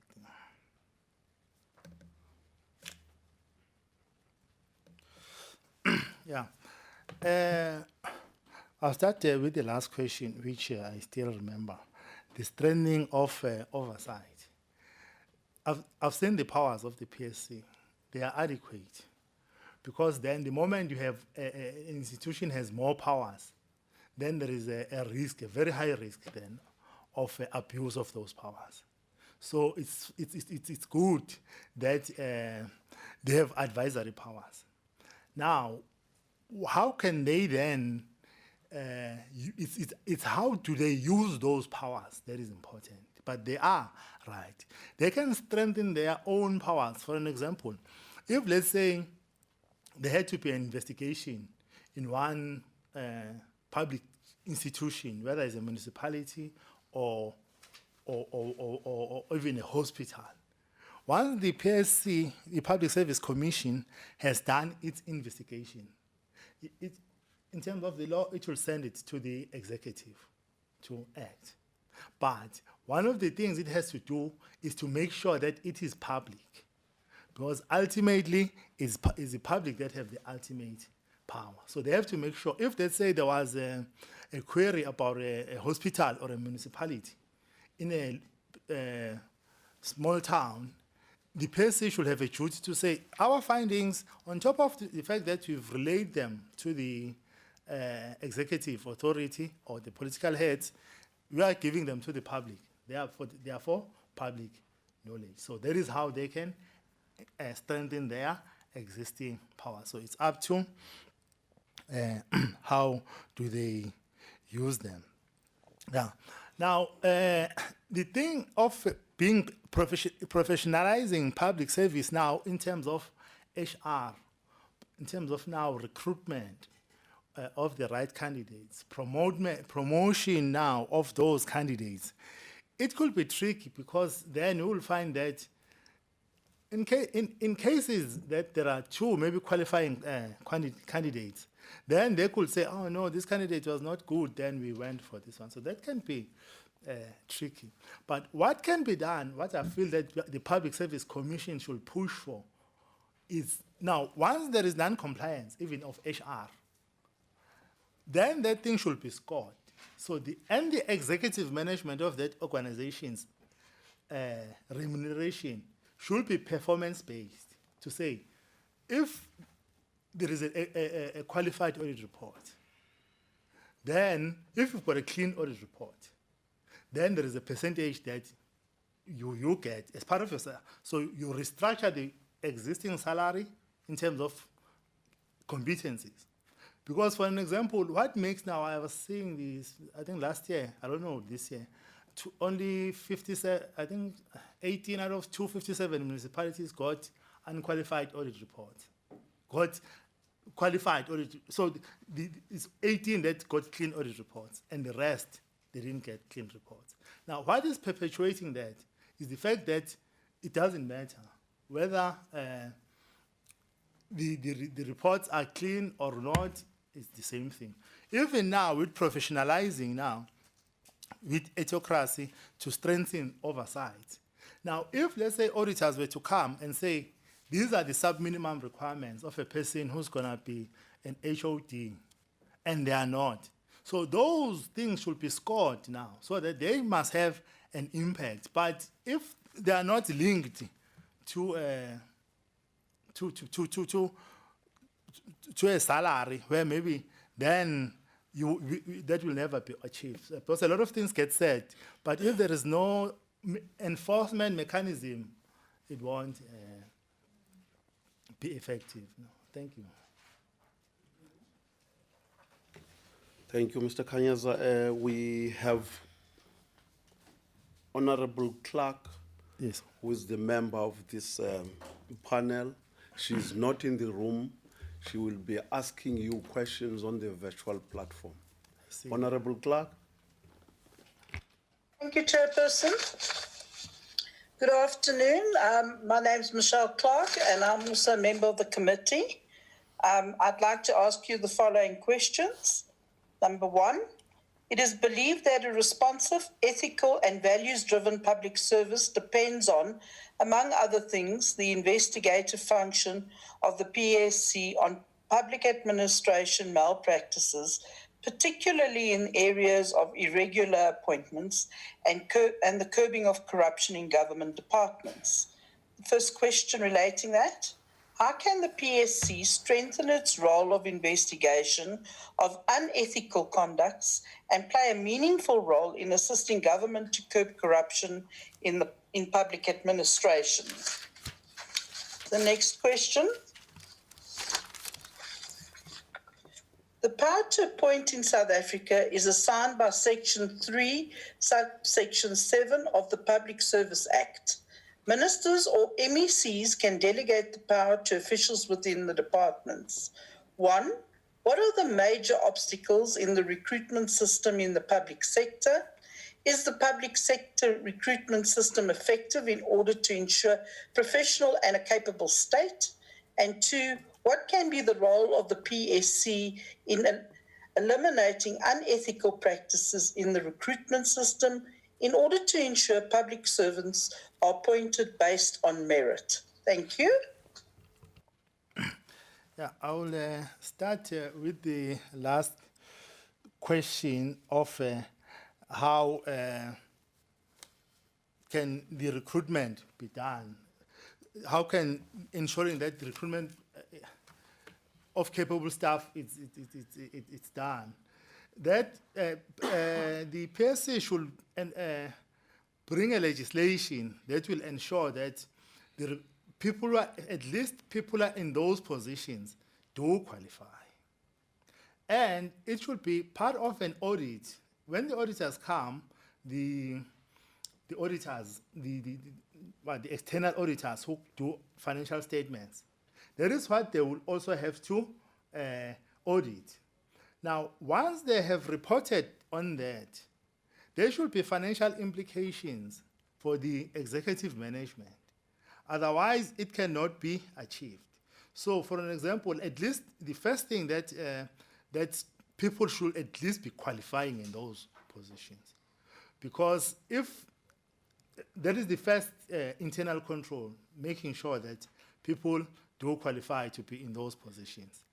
Then the buyer sometimes might be difficult to deal with it, but if that can be linked to the audit report and then even the performance report in the financial statements, and it has an implication, financial implication on the executive management, then that can be adhered to. So the PSC needs to set sub-minimum requirements. For an example, if it wants to appoint an auditor, there must be a degree of some sort.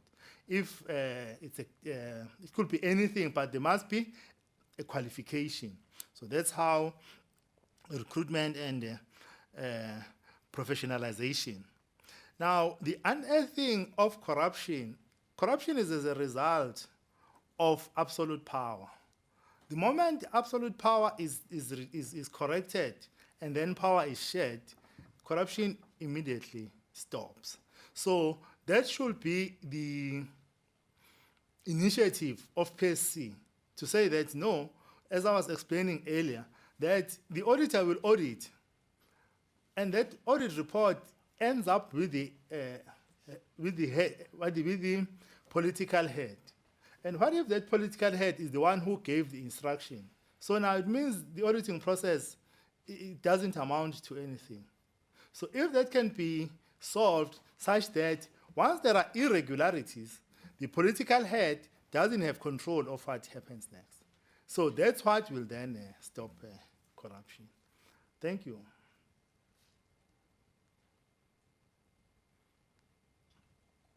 Honorable Kopman. Thank you very much, Chair, and thank you very much, sir.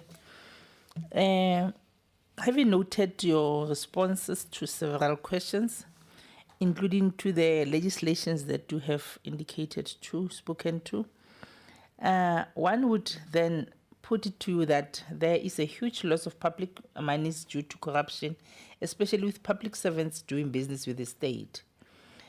In your own view, how could public servants be stopped from doing this, from doing business with the state, since there is legislation already preventing this practice, yet it is still ongoing? Thank you very much. Just writing. It is very simple. The PSC should work with Treasury to say that should there be a tender that is being advertised, because now there is technology. Before a tender gets through, it needs to be checked for whether is this person at this state. Now, if we're talking about a person doing business with the state, that person, not maybe at least even a spouse, where it's not cleared to go ahead a tender without a verification of whether does this person do business with the state. So that one can be done like that. Was now that thing can be verified, and people applying should declare upfront, because corruption, it robs the country of so many things. It robs the country of it, even of its future, economic development, of everything, even the service delivery. So everything should be done such that corruption is being rooted, especially that one also will need to, it's a simple one, that one, just get a resolution or a circular or a regulation that say, or even the regulation is already there, then talk to Treasurer. Treasurer, let's implement this. Send a circular saying that all tenders before they become effective, they must be cleared for this. The same way, before coming to this interview, I had to do my finger so that I can be verified for crime, whether I've got crime. The same process should follow. And also, just to add lastly, there is, because it was seen that maybe at a later stage, people who enter into position, they've got criminal records. So if there can be that position, that process to say, no, before a person comes, like here, before a person comes to an interview, he must have went to the police station. Same thing. Before a tender is effective, it should be irregular. It is irregular then if a person doesn't. If that tender was awarded without following that process, that's when then the powers will have to come in as to who has power to do what. Thank you. Mr. Kanyaza, do you have any question to the panel? Let me just think if I've got a question to the panel, because I think I did have a question. No, I don't have a question. Thank you. Mr. Kanyaza, thank you very much. We are still continuing with the interviews. Yes. At the end of this interview process, Yes. you will be informed of the outcome of this interview. Yes. Thank you very Thank much. you. You are released. Yes, sir. Thank you very much for having me.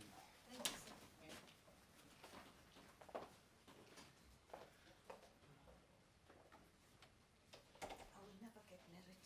I've agreed with myself.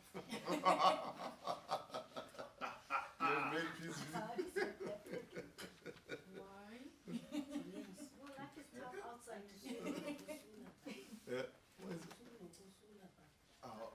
We don't have the sanitizer. No sanitizers, But there is one for the Yeah, hands.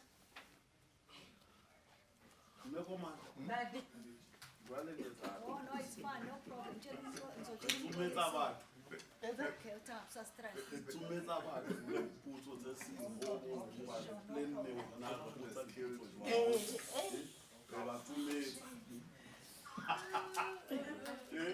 Chair, ke roebelaile somadoda o perele the mood.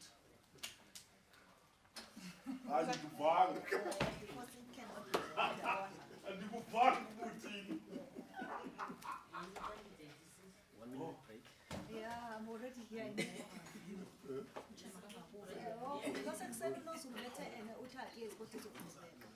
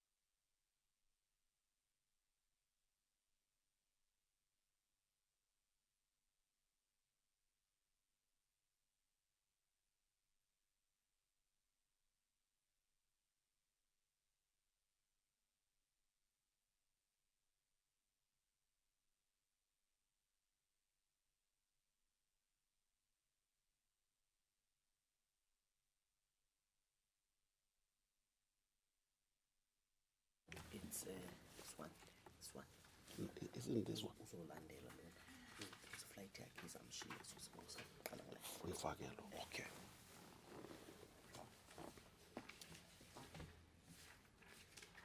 Good afternoon, Ms. Bilet. Yeah, Mabitsela. I have a Mabiletsa. I'm confusing you with, because I know Mabiletsa. Can't do. I am Jojo James. I'm the chairperson of the Portfolio Committee on Public Service and Administration, and I am a member of this interview panel. I will be the first to ask you questions. Could you briefly confirm what is contained in your CV, taking into account that we do have the copy of your CV in front of us? You don't have to go into details, but gallop through it and briefly tell us about yourself.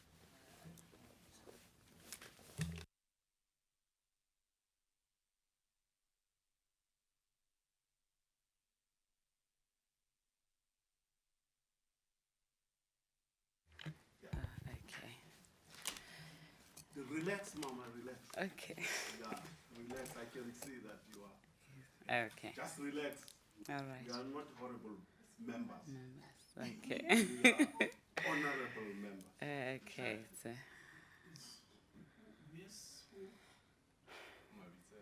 Mabitsela. Mabitsela. Oh, the last one. It's me who have made a mistake. I should have informed you that Dr. Will be last to get in because of traveling arrangements. So that is why we have decided to bring in Ms. Mabitsela, because she's already here. Yeah, I should have explained that. Sorry for that.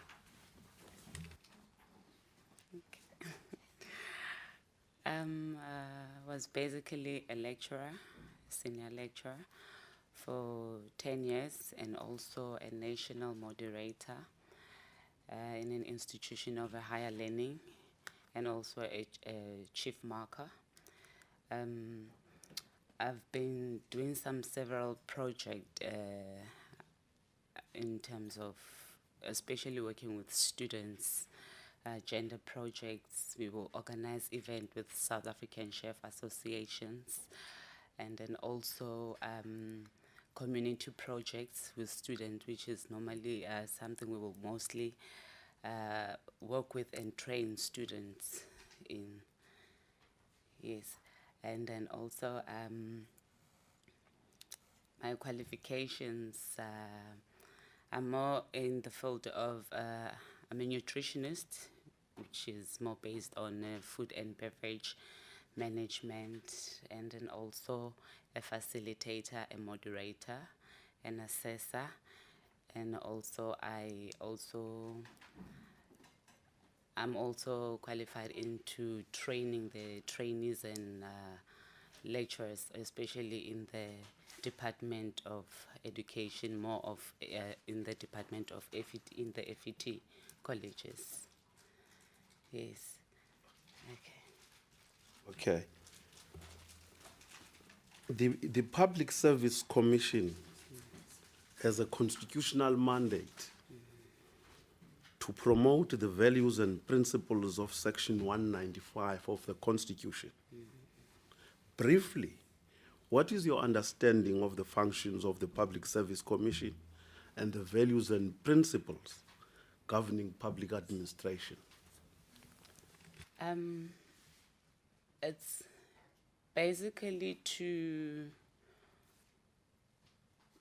moderate, to evaluate, to assess, especially more of the personal matters in terms of the public servant stakeholders, and to also make sure of the smooth running of administration and managerial functions, and especially in terms of when it comes to overseeing the smooth running of appointing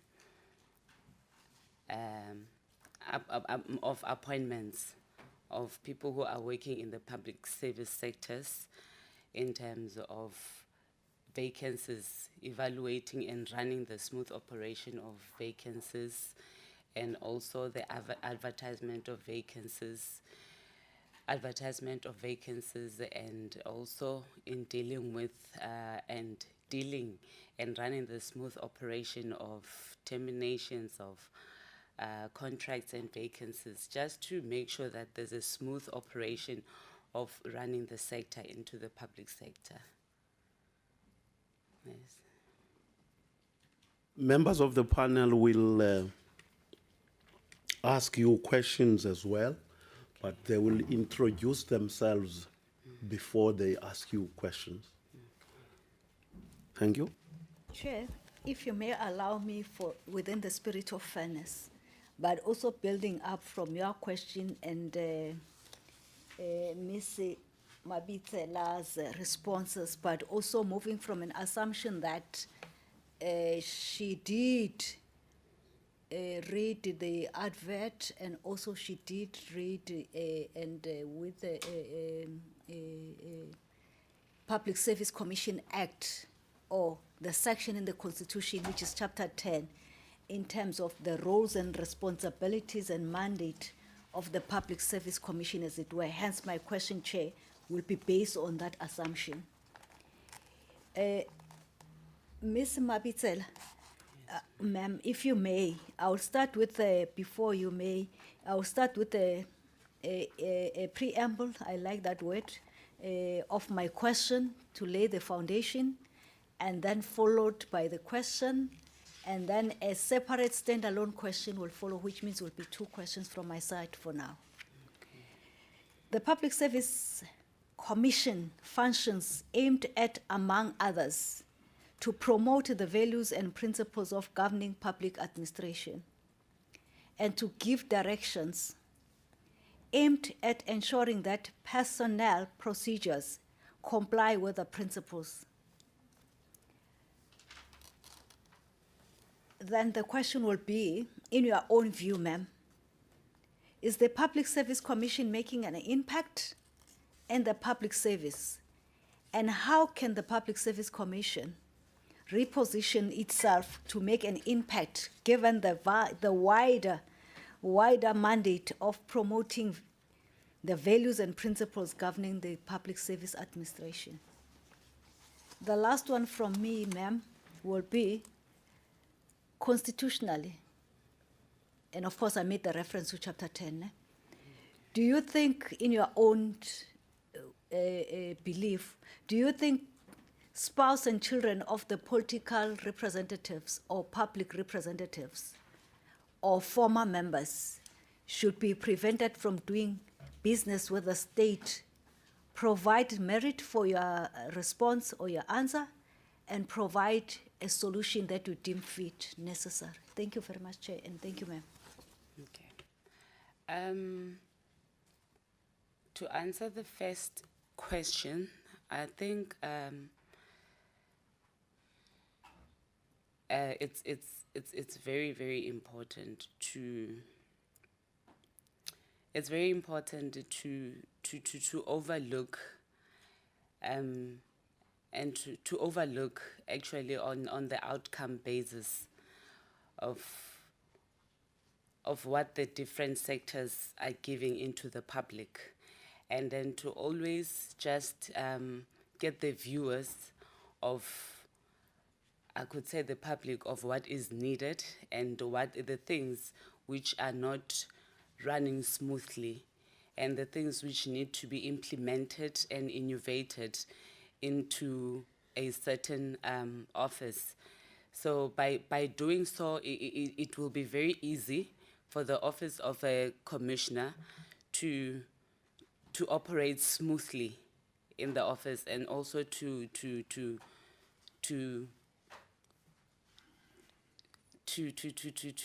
also keep up with the smooth running of the operation. And then to answer the second question, everyone is entitled to be given a chance, a fairly chance. I believe as long as a person knows and understands what they need to do in a certain office or a certain position. They should be given a chance. They should not be discriminated or be judged of who they are, where they come from. Because you never know what will really make a difference and how can we really improve and innovate the things that needs to be improved to our stakeholders. Thank you.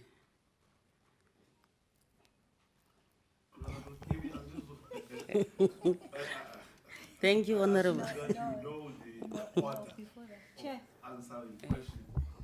You want to come back, Honorable Song? Chair, my apology, but I'm borrowing the cue from Honorable Sibesi that he did it earlier on, was not pre-mandate. But having said on a lighter note, Honorable Member, Ma'am, if you go to chapter 10 of the South African Constitution of 1996, it does say what the functions and the mandate and responsibilities of Public Service Commission.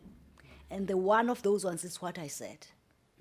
The other one, in terms of my second question, which is separate from my preamble, it is well known, but I won't quote the act because the next honorable member will quote the section of the act that criminalize public servants doing business with government. And here we are, because we are learning in this process, Chair, I must say that in the public space, government and its employees are alleged, correctly or wrongly, to say they are all corrupt. And hence, the responsibility of the Public Service Commission is exactly to assist with their expertise of investigating and also making recommendations to Parliament to say what needs to be done. And I'm saying, Chair, while I take what she has been giving me, but he must take to note all other questions are based on that. Thank you, Chair.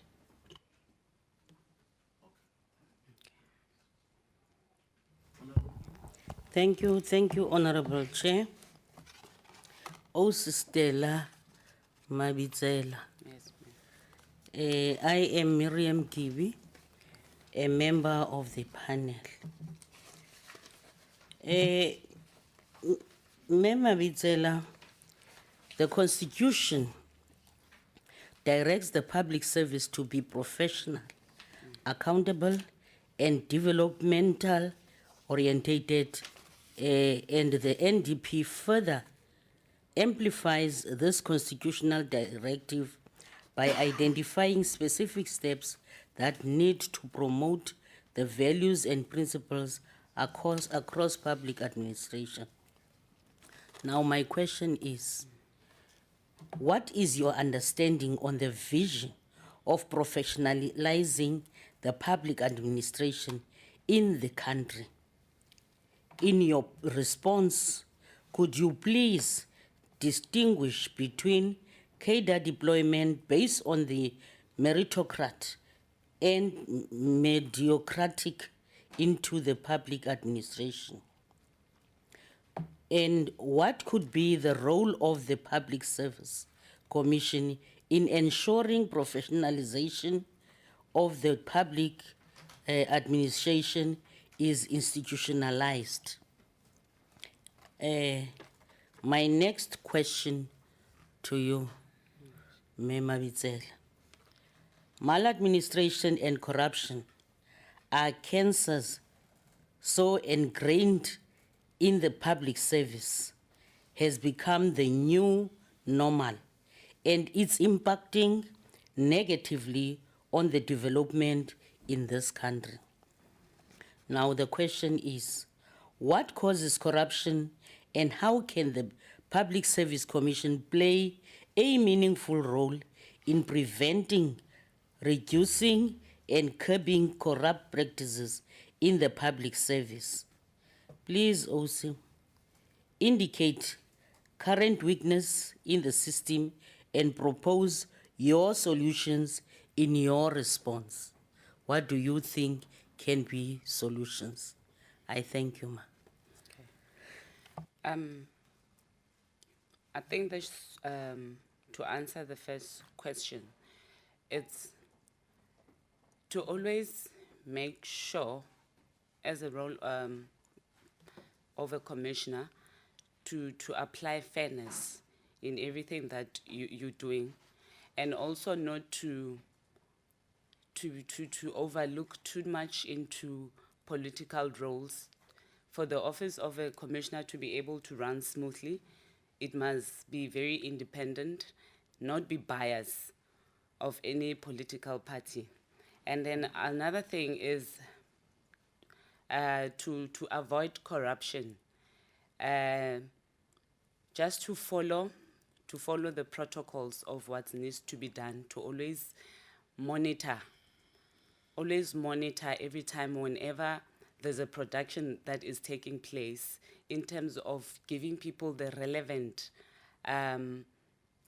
making sure that people, they stick to their relevant duties, and also they comply with the office accordingly, and always make sure that you monitor and you assess the administrative role and the functions in the position.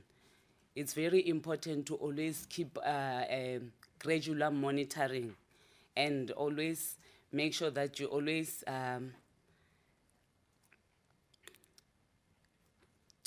make sure that you always keep up with what needed to be done. You inform the office of the things and remind them, and always just make sure that you implement the workshops, which will gradually be able to advise the people of what needed to be done, what is expected from them to be done. Because the other thing, people are given the portfolios into the office. At the later stage, they tend to relax, they tend to forget of what is expected from them to be done. So by always training them and taking them for workshops and reminding them of their mandate is very important.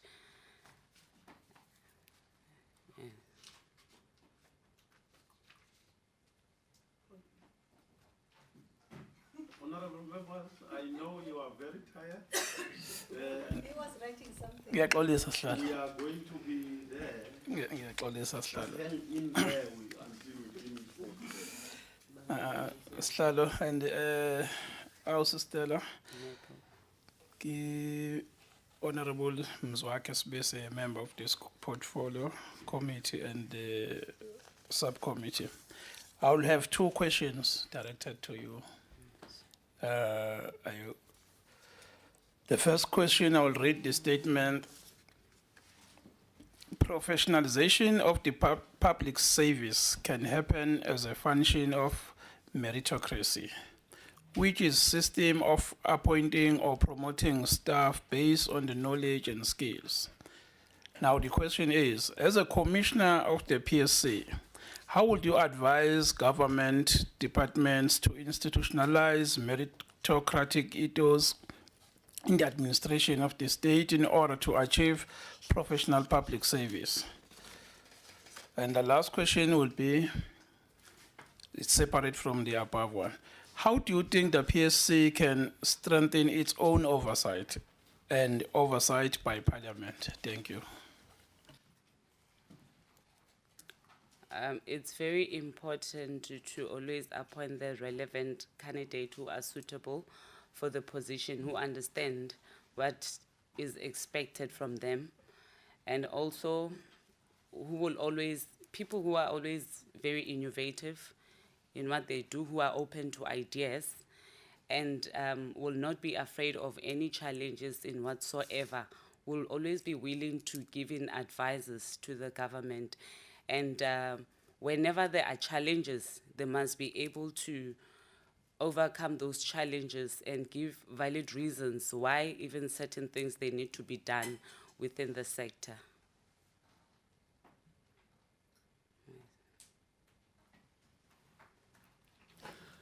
Ms. Mwabitela, we have a member of the panel that is not here in the room, Honorable Clark. She's going to ask you questions on the virtual platform. Honorable Clark. Thank you, Chairperson. Good afternoon. My name is Michelle Clark, and I'm a member of the committee and also serving on the subcommittee today. The first question, it is believed that a responsive, ethical and values-driven public service depends on, among other things, the investigative function of the PSC on public administration's malpractices, particularly in the areas of irregular appointments and the curbing of corruption in government departments. My first question relating that, how can the PSC strengthen its role of investigation of unethical conduct and play a meaningful role in assisting government to curb corruption in the public sector and within public administration? The next question. The power to appoint in South Africa is assigned by Section 3, subsection 7 of the Public Service Act. Ministers or MECs can delegate the power to officials within the departments. 1. What are the major obstacles in the recruitment system in the public sector?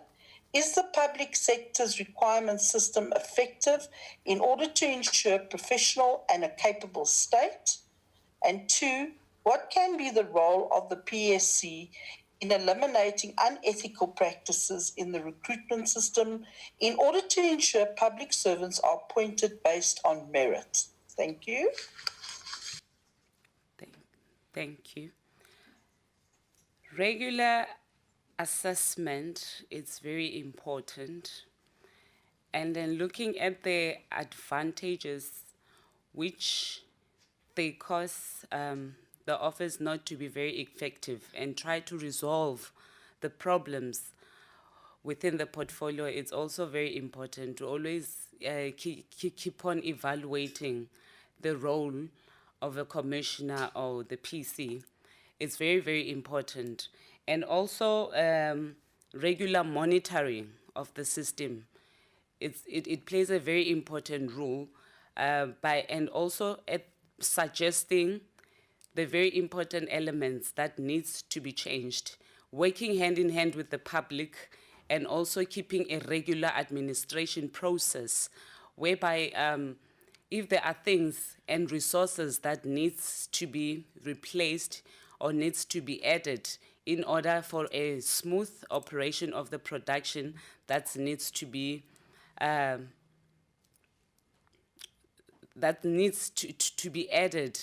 they should be added. Thank you. Yes, Honorable Komani. Thank you, Chairperson. My name is Rosina Komani. I'm the member of this subcommittee and panel. Ms. Mabitsela, I just want to remind you that the Public Service Commissioner has got the role, a constitutional mandate to promote the values and principles of this, particularly of Section 195 of the Constitution. And equally, I also want you to note that the Public Service Commissioner should bear in mind and take cognizance of the Public Administration Management Act number 11 of 2014. Why I am stating this particular extract, it is due to the response that you gave to one of the questions earlier. And seated here, now, you know that government now, we are struggling with public servants, with members of the families of public servants who are doing business with the state. Hence, I reiterated this extracts and making them, recording them, particularly to your response earlier. But then, I want to put it to you that there is a huge loss of public money due to corruption, especially with public servants doing business with the state. So, in your opinion, as the Public Service Commissioner, how could public servants be stopped from doing business with the state, since there's legislations that I have alluded to that are already in place preventing them to do such practices, but yet they still continue doing that? How can you then assist us in keeping that? Thank you very much.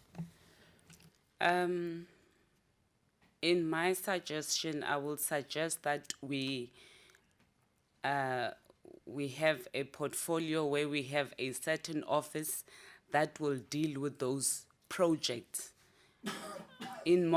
on a permanent basis, and try to avoid more on issuing the tenders, which it makes people to be unreliable and reluctant because of they're looking at a short-term contract which they are faced with, and they don't seem to be very responsible for whatever outcomes which are going to be implemented to the service of the public. So when we have a certain office that is permanent, that will deal with service delivery to the public, I think it will be very liable. That office will be liable for producing a quality service to the public, and they will be liable also for any corruption that happens, because they know that they are part of, it's part of their full-time employment. They are not going anywhere, and they are always there. So it will never be easy for them to be corrupt and not to be able to render a proper service to the public. Thank you. Thank you, Ms. Mabitsela. Is there any question you want to put to the panel?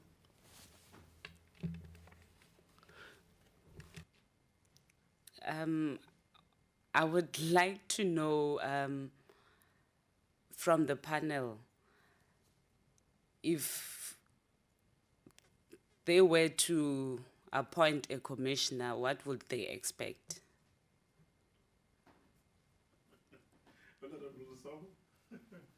I think this one, if I may, it's what was written to the in the advert. In the advert, yes. It's nothing less, nothing more. Nothing more. Okay. Thank you. Thanks. Thank you very much, Ms. Mabitsela. Okay.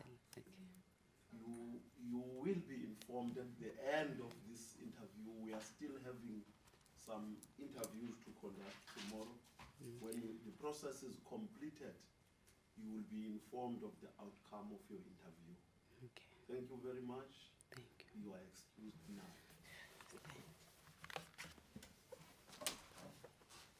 You want a question? It's good. Probably Yeah. tea outside. Yeah. Hope so. Or Yeah, I thought I must not be autocratic. before we assess you and evaluate you. Yes. So you have Monitor you. yes. You have 10 minutes. Yeah, sitting with you this long now. Is it 10 minutes.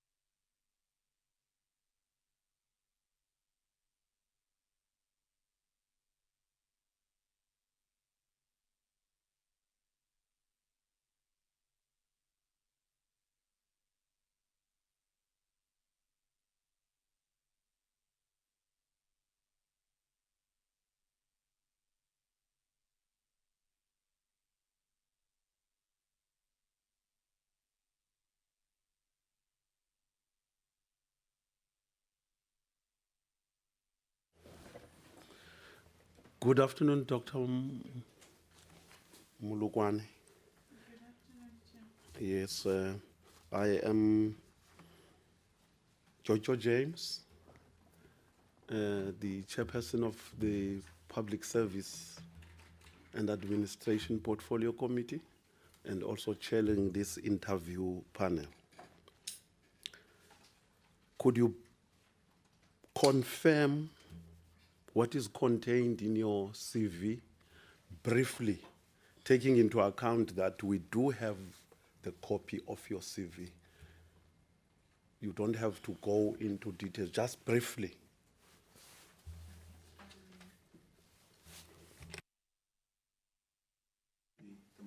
Okay.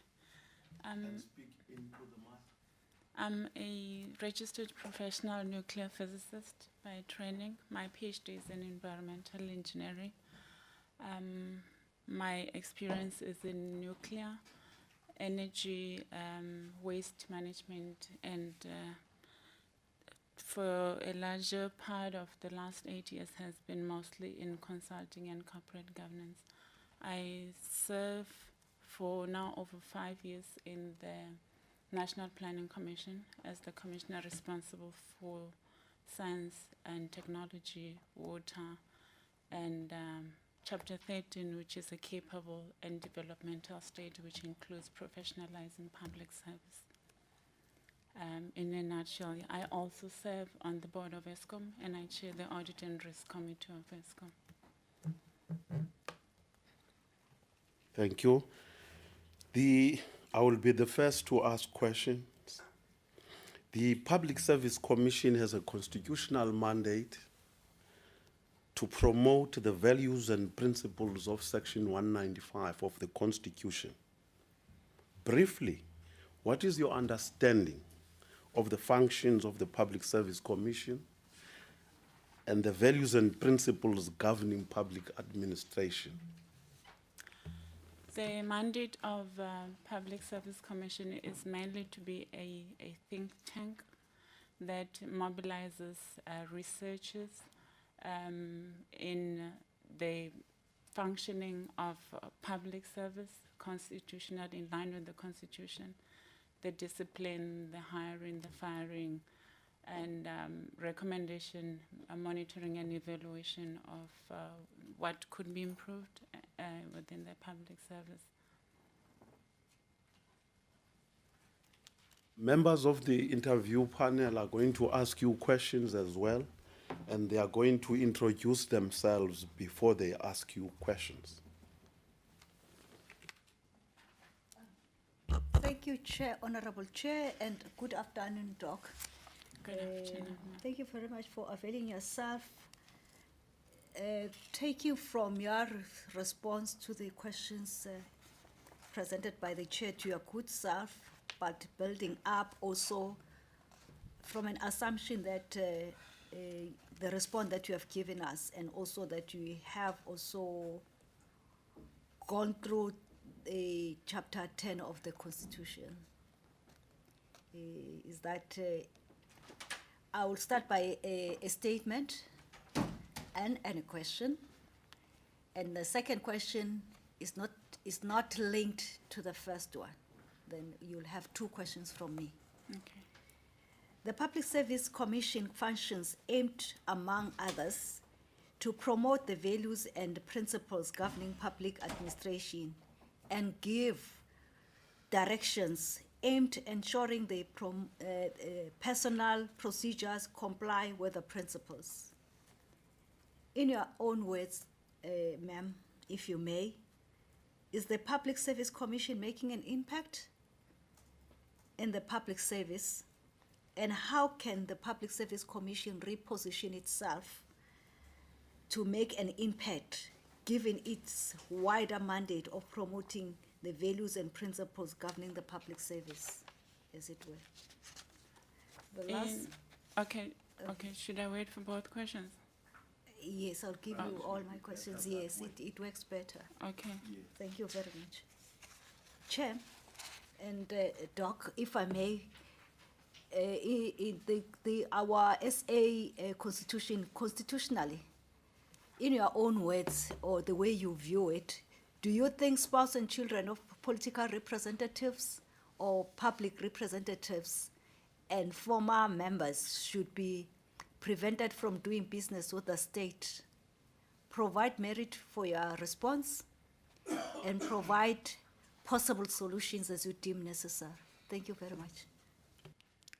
Okay, I'll start with the first one. Does the PSC make a difference to public service?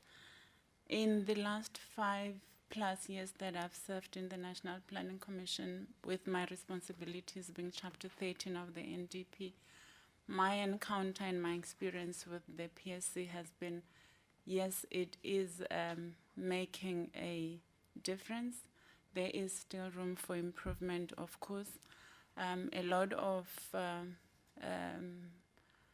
things that needed to have been dealt with in terms of professionalizing public service has been delayed quite a bit, and partly because there's need to change legislation in terms of the PSCA and probably PAMA to allow for that. And I'll talk in particular to the establishment of the Office of the Head of Public Service, which sometimes we refer to it as the Super DG office, where the appointment of heads of state and DGs will be centralized and technically taken away from the executive authority. I do not believe that has not happened amongst the others, including professionals that are in the public service that have to belong to professional bodies. I don't think the strides have not been made. I think it is a work in progress, and I believe we will get somewhere and get it done. So in a nutshell, my answer is yes, it is making a difference, and there's still room for a very strong PSC. Going into your next question and saying how can it improve or be better, I believe that it needs to be given a bit of muscle, and not be in its current form, although it's legislated. The fact that they are not actively involved in recruitments and interviews, I believe that aspect needs to be dealt with. If it is the body that is going to deal with and the custodian of professionalizing public service, they ought to be part of processes of recruitment as well, not just doing research and monitoring and evaluation and making sure that you recruit the right people from the onset. How can, is it, oh, okay. Can I continue? Okay. In my view on should relatives of office bearers, being it political office bearers, their spouses and families do business with the state, I think there's probably need to be a bit of clarity and definite, as in, where does it stop? Does it stop with your children? Does it stop with your cousins? Does it stop with your extended family? So, because I personally believe that if it's left open-ended, it tends to disadvantage the people that could be linked to politicians in a way that I don't think the intention is actually to do that. But maybe it has to be definite in saying, is it your spouse and your children, and their children, which means your grandchildren, or where does it go? Because when we leave it open-ended like that, it becomes very difficult. And we all know that most of us have got extended families and cousins and all that, and it wouldn't, and that's my view, it wouldn't be fair to actually say, because you are my cousin, whether a second or third cousin, and I'm a politician, therefore you can't do work. I believe that what we need to do as a country is to strengthen our ethics. Let's work on getting the right crop of people, rather than work on how are we going to catch them and punish them once there has been any malfeasance. And disclosures are very key, because I understand and I know also, even from my experiences at ESCO, most of these are never declared. Disclosures are not taken seriously. So once people can actually be upfront with their disclosures and their conflicts, then it becomes very easy to manage, because then you actually know who not to involve in the processes where that is where a decision has to be made. Because even the Companies Act is very clear. It says if you are conflicted, you should not be part of a decision-making process. Thank you.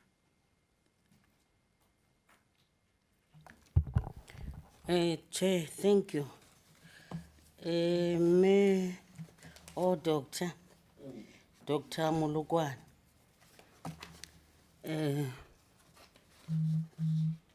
Ke batla o relax. I'm okay. Okay. Sharp.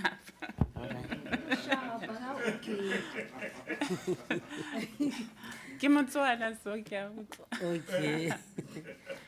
I'm Miriam Kibi, a member of this panel. I'm happy if you are sharp. Maybe sharp is relative. Sissy, the Constitution directs the public service to be professional, accountable, and development orientated, and the NDP further amplifies this constitutional directive by identifying specific steps that need to promote the values and principles across public administration. Now, my question to you is, what is your understanding on the vision of professionalizing the public administration in the country? In your response, could you please distinguish between cadre deployment based on the meritocratic and mediocratic into the public administration? And what could be the role of the Public Service Commission in ensuring professionalization of the public administration is institutionalized?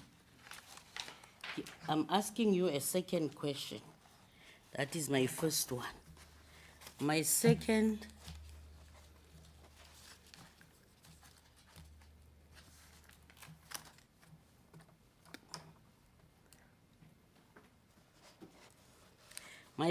question is, maladministration and corruption are cancers ingrained in the public service, has become the new normal, and it's impacting negatively on the development in this country. Now, my question is, what causes corruption, and how can the Public Service Commission play a meaningful role in preventing, reducing, and curbing corrupt practices in the public service? You must also indicate current weakness in the system and propose your solutions in your response. What is it that can be done? I thank you, Doctor.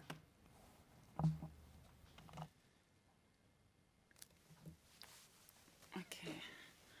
I'll start with the cadre deployment. I personally believe there is space and room for everything.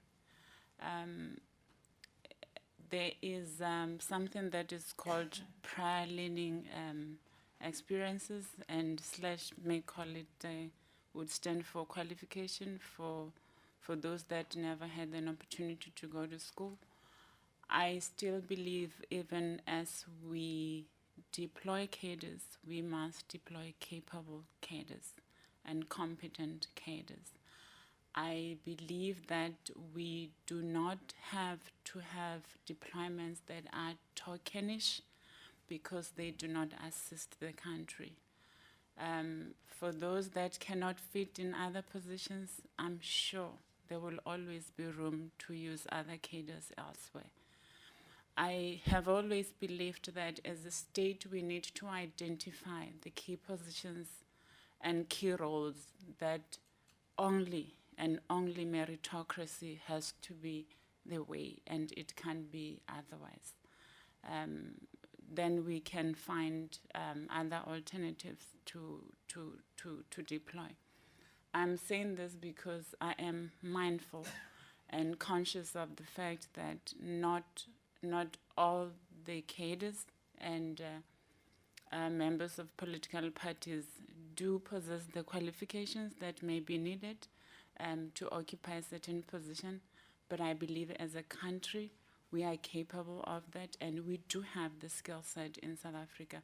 I honestly don't believe that we are a brain-drained country. We do have that, and for those that do not fit, it actually does not even assist me. Even if I'm a cadre, you deploy me into a position that I cannot perform because I will just fail the movement anyway, and South Africa at large. So it's also, frustrating even for anybody to occupy a position that they cannot function optimally. And I don't believe that because we want to deploy cadres, we should lower the standards. The role of the PSC, I believe in the past PSC has done quite together with the NPC quite a bit of work on the recommendations and what needs to be done, or together with DPSA as well, because we had involved them in some of our activities, including the recent colloquia we had a month ago. They have come up with some very detailed recommendations as to how we can professionalize our public service. And as a country, we're very good at doing research and writing very good documents, but we lack implementation. I believe what needs to happen going forward is the recommendations and the research that has been done both by the NPC, the DPSA, the National School of Government, the PSC, and the other state entities needs to be really implemented, and that's really, I believe, that is better positioned and championed by the PSC. The same way I believe that the office of the head of public service could either be, and I know I'll say this, although I feel that the presidency is sometimes overloaded with so many offices, it could also be with the PSC or in the presidency. And I think maybe the PSC would be the better place to have that office located, because then it will also afford the PSC to be part of and I think I mentioned this earlier, of interviews, of recruitment, so that they are not just bought at the tail end in assessing, monitoring, and evaluation when already we have put not the so right people in the positions. The second question on maladministration.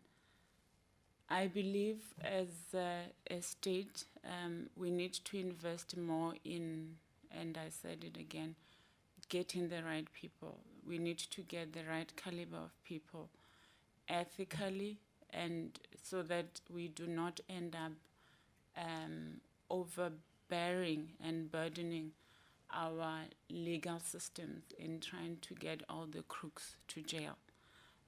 If we make sure that we do not get the wrong people occupying positions, then we will do away with maladministration. And together with the PSC, together with the NSG, I believe that they've also been working on a curriculum together with DPSA, on a curriculum of having some kind of courses to actually try to educate public servants. I think maybe we should not be doing that at the tail end. It's a process that every public servant should start with. As soon as they get into the service, they need to start going through those kind of training. it is unfair, and even science does not allow for that. You cannot throw a clean dish towel into a garbage bin and still expect it to come out unpolluted. Because when even you get the right caliber of people, you throw them into a system that is contaminated already, the likelihood of them remaining sterile is next to zero. So we're better off kind of, protecting them by making them aware of what could happen and how they can be equipped not to end up in the same. Thank you. Really, Doc. I'm going to give you 2 questions. The first one is saving a statement that says professionalization of the public service can happen as a function of meritocracy, which is system of appointing or promoting staff based on the knowledge and skills. As a commissioner of the PSC, how would you advise government departments to institutionalize meritocratic ethos in the administration of the state in order to achieve professional public service? The last question would be, how do you think the PSC can strengthen its own oversight? And 2, oversight by Parliament. I am Honorable Spacey, a member of this panel. Thank you. Thank you, Dr. Smith. How can the PSC assist government to achieve meritocracy? I think we need to change a few things. One, we need to make HR very strategic. HR should not be a department that just pushes papers at interviews and ask if are you okay, was the interview fair, or there's new water for you, we'll change the glass for you. And I'm saying this, I use my background and my experience in the, if I may call it, the private sector. My previous job was at Sasol Technology. For technical business units, an HR practitioner that looks after that business unit is either a qualified scientist or a qualified engineer, and we call them business partners. So when there is recruitment for an engineer or a scientist or even an accountant in the finance department, the HR consultant that looks after that portfolio is actually qualified and experienced in that space. So it is very easy to assist even the line management in picking the right people from just the shortlisting of the right candidates. So within our state and our public service, we do not have that. We've got very generic HR functions, and I think we can start by improving that. 2, the composition of panels for interviews need to be strengthened with the right skill set. Whether we get the skill set from PSC, to if we are trying to recruit an accountant, we can even go to or an auditor, go to ERBA or go to CASA for us to give us an expert in the panel that can assist if we want an engineer or a scientist. I'm sure there are bodies that can assist the state. And just to make sure that, the recruitment process is not that generic, is strengthened. I'm also of the view that it is another thing to have the qualifications, but it is another thing to actually be the right professional in what you qualified in, because doing the work is not equivalent to having the degrees. And for most, if not all professional bodies, and I'll use my experience, for you to be registered as a professional, you only get registered because you have done relevant work in that space. And therefore, that's why you have to submit your portfolio of evidence of what you have done as an engineer, as a scientist, to qualify to be registered as a professional. And those structures can actually assist us to get the right, not just qualified, but the right professionals within the public service. The role of PSC, I will add on to what I said earlier. The role of PSC should be more strengthened in saying in such a way that they do not just be part of a panel for interviews, but they do have a significant say, you know, within the recruitment process. They should not be left out of the recruitment processes. I honestly believe that centralizing, not centralizing per se, but standardizing recruitments country-wise would be best for South Africa. If I am not qualified to occupy a position of a Director General in Gauteng or in the metros, I cannot be qualified to occupy it in my home province in the Northwest. And we see that happen a lot, where a person would not even have made the cut in a metro, but they end up at a smaller municipality. And we actually destroy them by just giving them the worst of the candidates. If the standard for recruitment and occupying position is the same throughout the country, then we can have the country function much better, including those forgotten municipalities in some remote areas. Thank you. I hope I have responded to all your questions. The other member of this panel is not in the room, is Honorable Clark. She's going to ask you questions from the virtual platform. Honorable Clark. Thank you, Chairperson. Good afternoon, Dr. Molokwani. My name is Michelle Clark, and I'm a member of the committee as well as the subcommittee. I would like to ask the following question. It is believed that a responsive, ethical, and values-driven public service depends on, among other things, the investigation function of the PSC, on public administration malpractices, particularly in the areas of irregular appointments and curbing of corruption in government departments.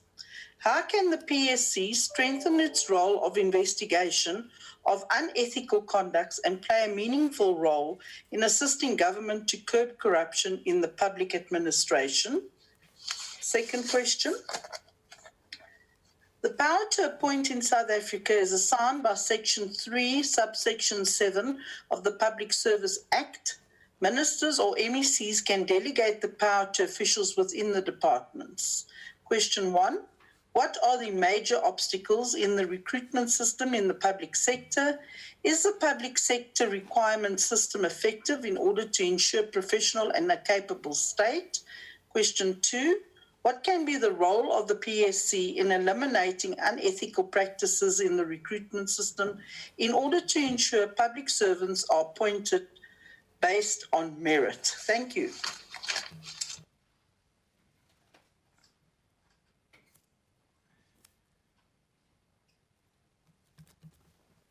Thank you, Mrs. Clark. Can I ask you to repeat the first question before I try to attempt it without having it fully? Doctor, ask that to me. Sorry. Chair, can I go ahead? Ask that through me. Oh, sorry. I'm sorry. Ms. Apologies. Clark, okay, no. Chair. Apologies noted. Through you, Chair. Okay, no. I won't punish you for that. I won't punish you for that. Relax. Parliamentarian language and Okay. Yeah. Dr. Clark, have you heard the question? I've heard the question. I'll repeat the question, the first question as asked. Okay. Thank you, Chairperson. It is believed that the responsive, ethical, and values-driven public service depends on, among other things, the investigative function of the PSC on public administration malpractices, particularly in the areas of irregular appointments and curbing of corruption in government departments. The question, aligned to that, how can the PSC strengthen its role of investigation of unethical conducts and play a meaningful role in assisting government to curb corruption in the public administration? Thank you. Thank you.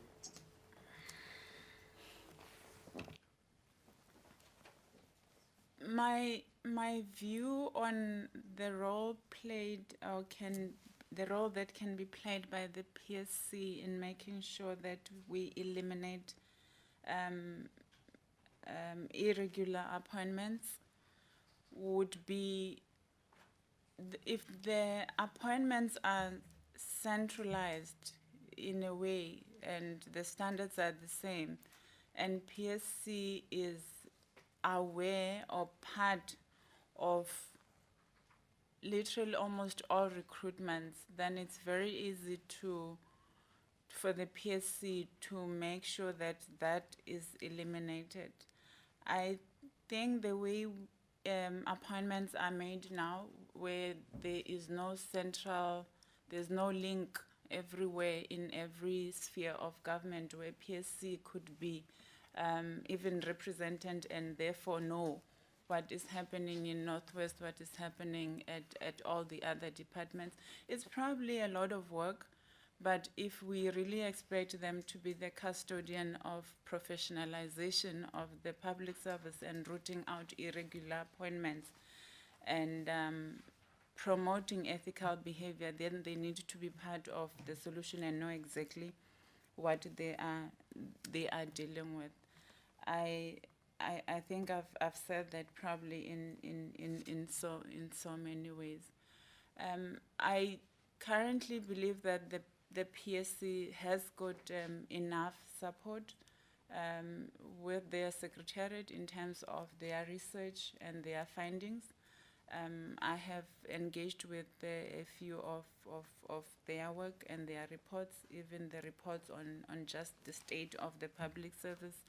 And I believe to date they have actually done a lot of work. And what we lack generally as a country is the implementing, because we do have the right things kind of in place, although there's room for improvement. I'm not saying it's all perfect, and it can still be improved. What is the obstacle? Why are we not appointing the right people? I'm not sure why, because I don't think we scarce of skill set. I believe that the recruiters and the appointers sometimes want to appoint who they want to appoint. But maybe if we can all sing from the same hymn book of saying nothing else but meritocracy will be the way to appoint people to positions, and therefore it just makes it easier. It doesn't leave it up to interpretation by any other person or individual. Thank you. Thank you, Chair. Thank you, Doctor. My name is Rosina Komani, the member of this committee and the panel.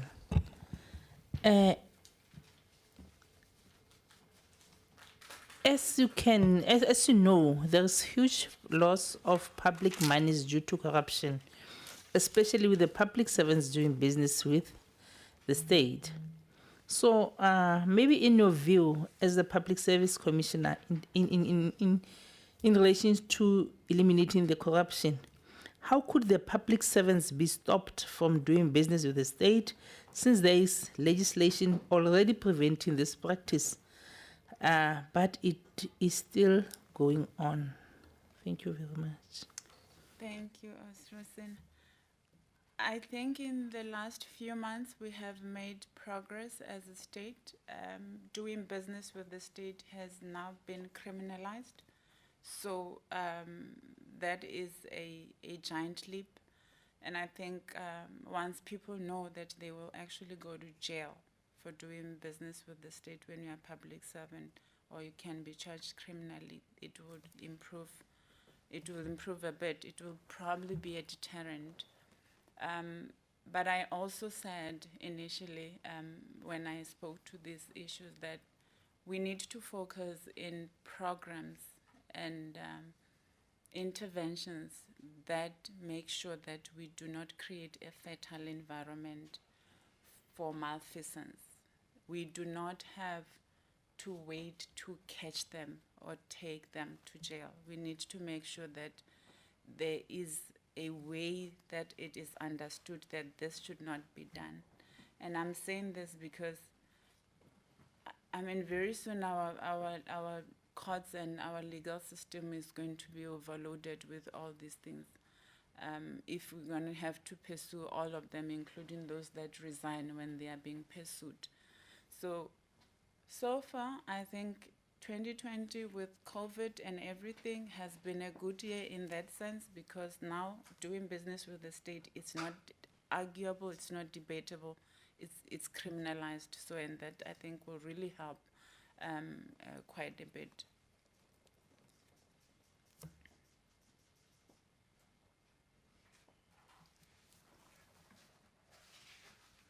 Thank you. Is there any question you want to put to the interview panel? Yeah, kind of. My understanding was that you're looking for one candidate, isn't it? Yes. But with so many people. Why interview so many people? We must interview them because we want to make sure that we have the best of the best. That is why we are not taking any chances. We are interviewing all of them that we have shortlisted, I thought maybe at least. I saw the wrong advert. No, Chair, it's just on a lighter note. No, I'm fine. You're fine. Yes, I'm fine. Thank you. Thank you very much, Doc. Of course, you will, at the conclusion of the interview process, you will be informed of the results of your interview. Thank you very much. Thank you. You are now released. Thank you for inviting me.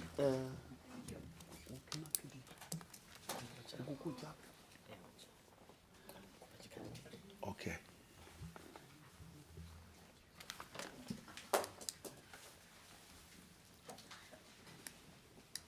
Thank you. Honorable members and members of the staff, there's something to eat outside, ne? Isopo. Yeah, there's something to eat. So let's take that so that we do not incur fruitless expenditure. Tomorrow, honorable members, we are starting at 9 o'clock. Yeah. Can the honorable members bring back the questions so that you must not, so that you don't.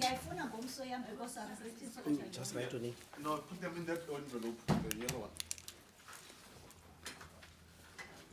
There's one candidate here, Chair. That one signs up for 12. Yeah, ndibonile apho uyinotile. Test of the team. Write your name so that we must be sure that every member has returned the questions.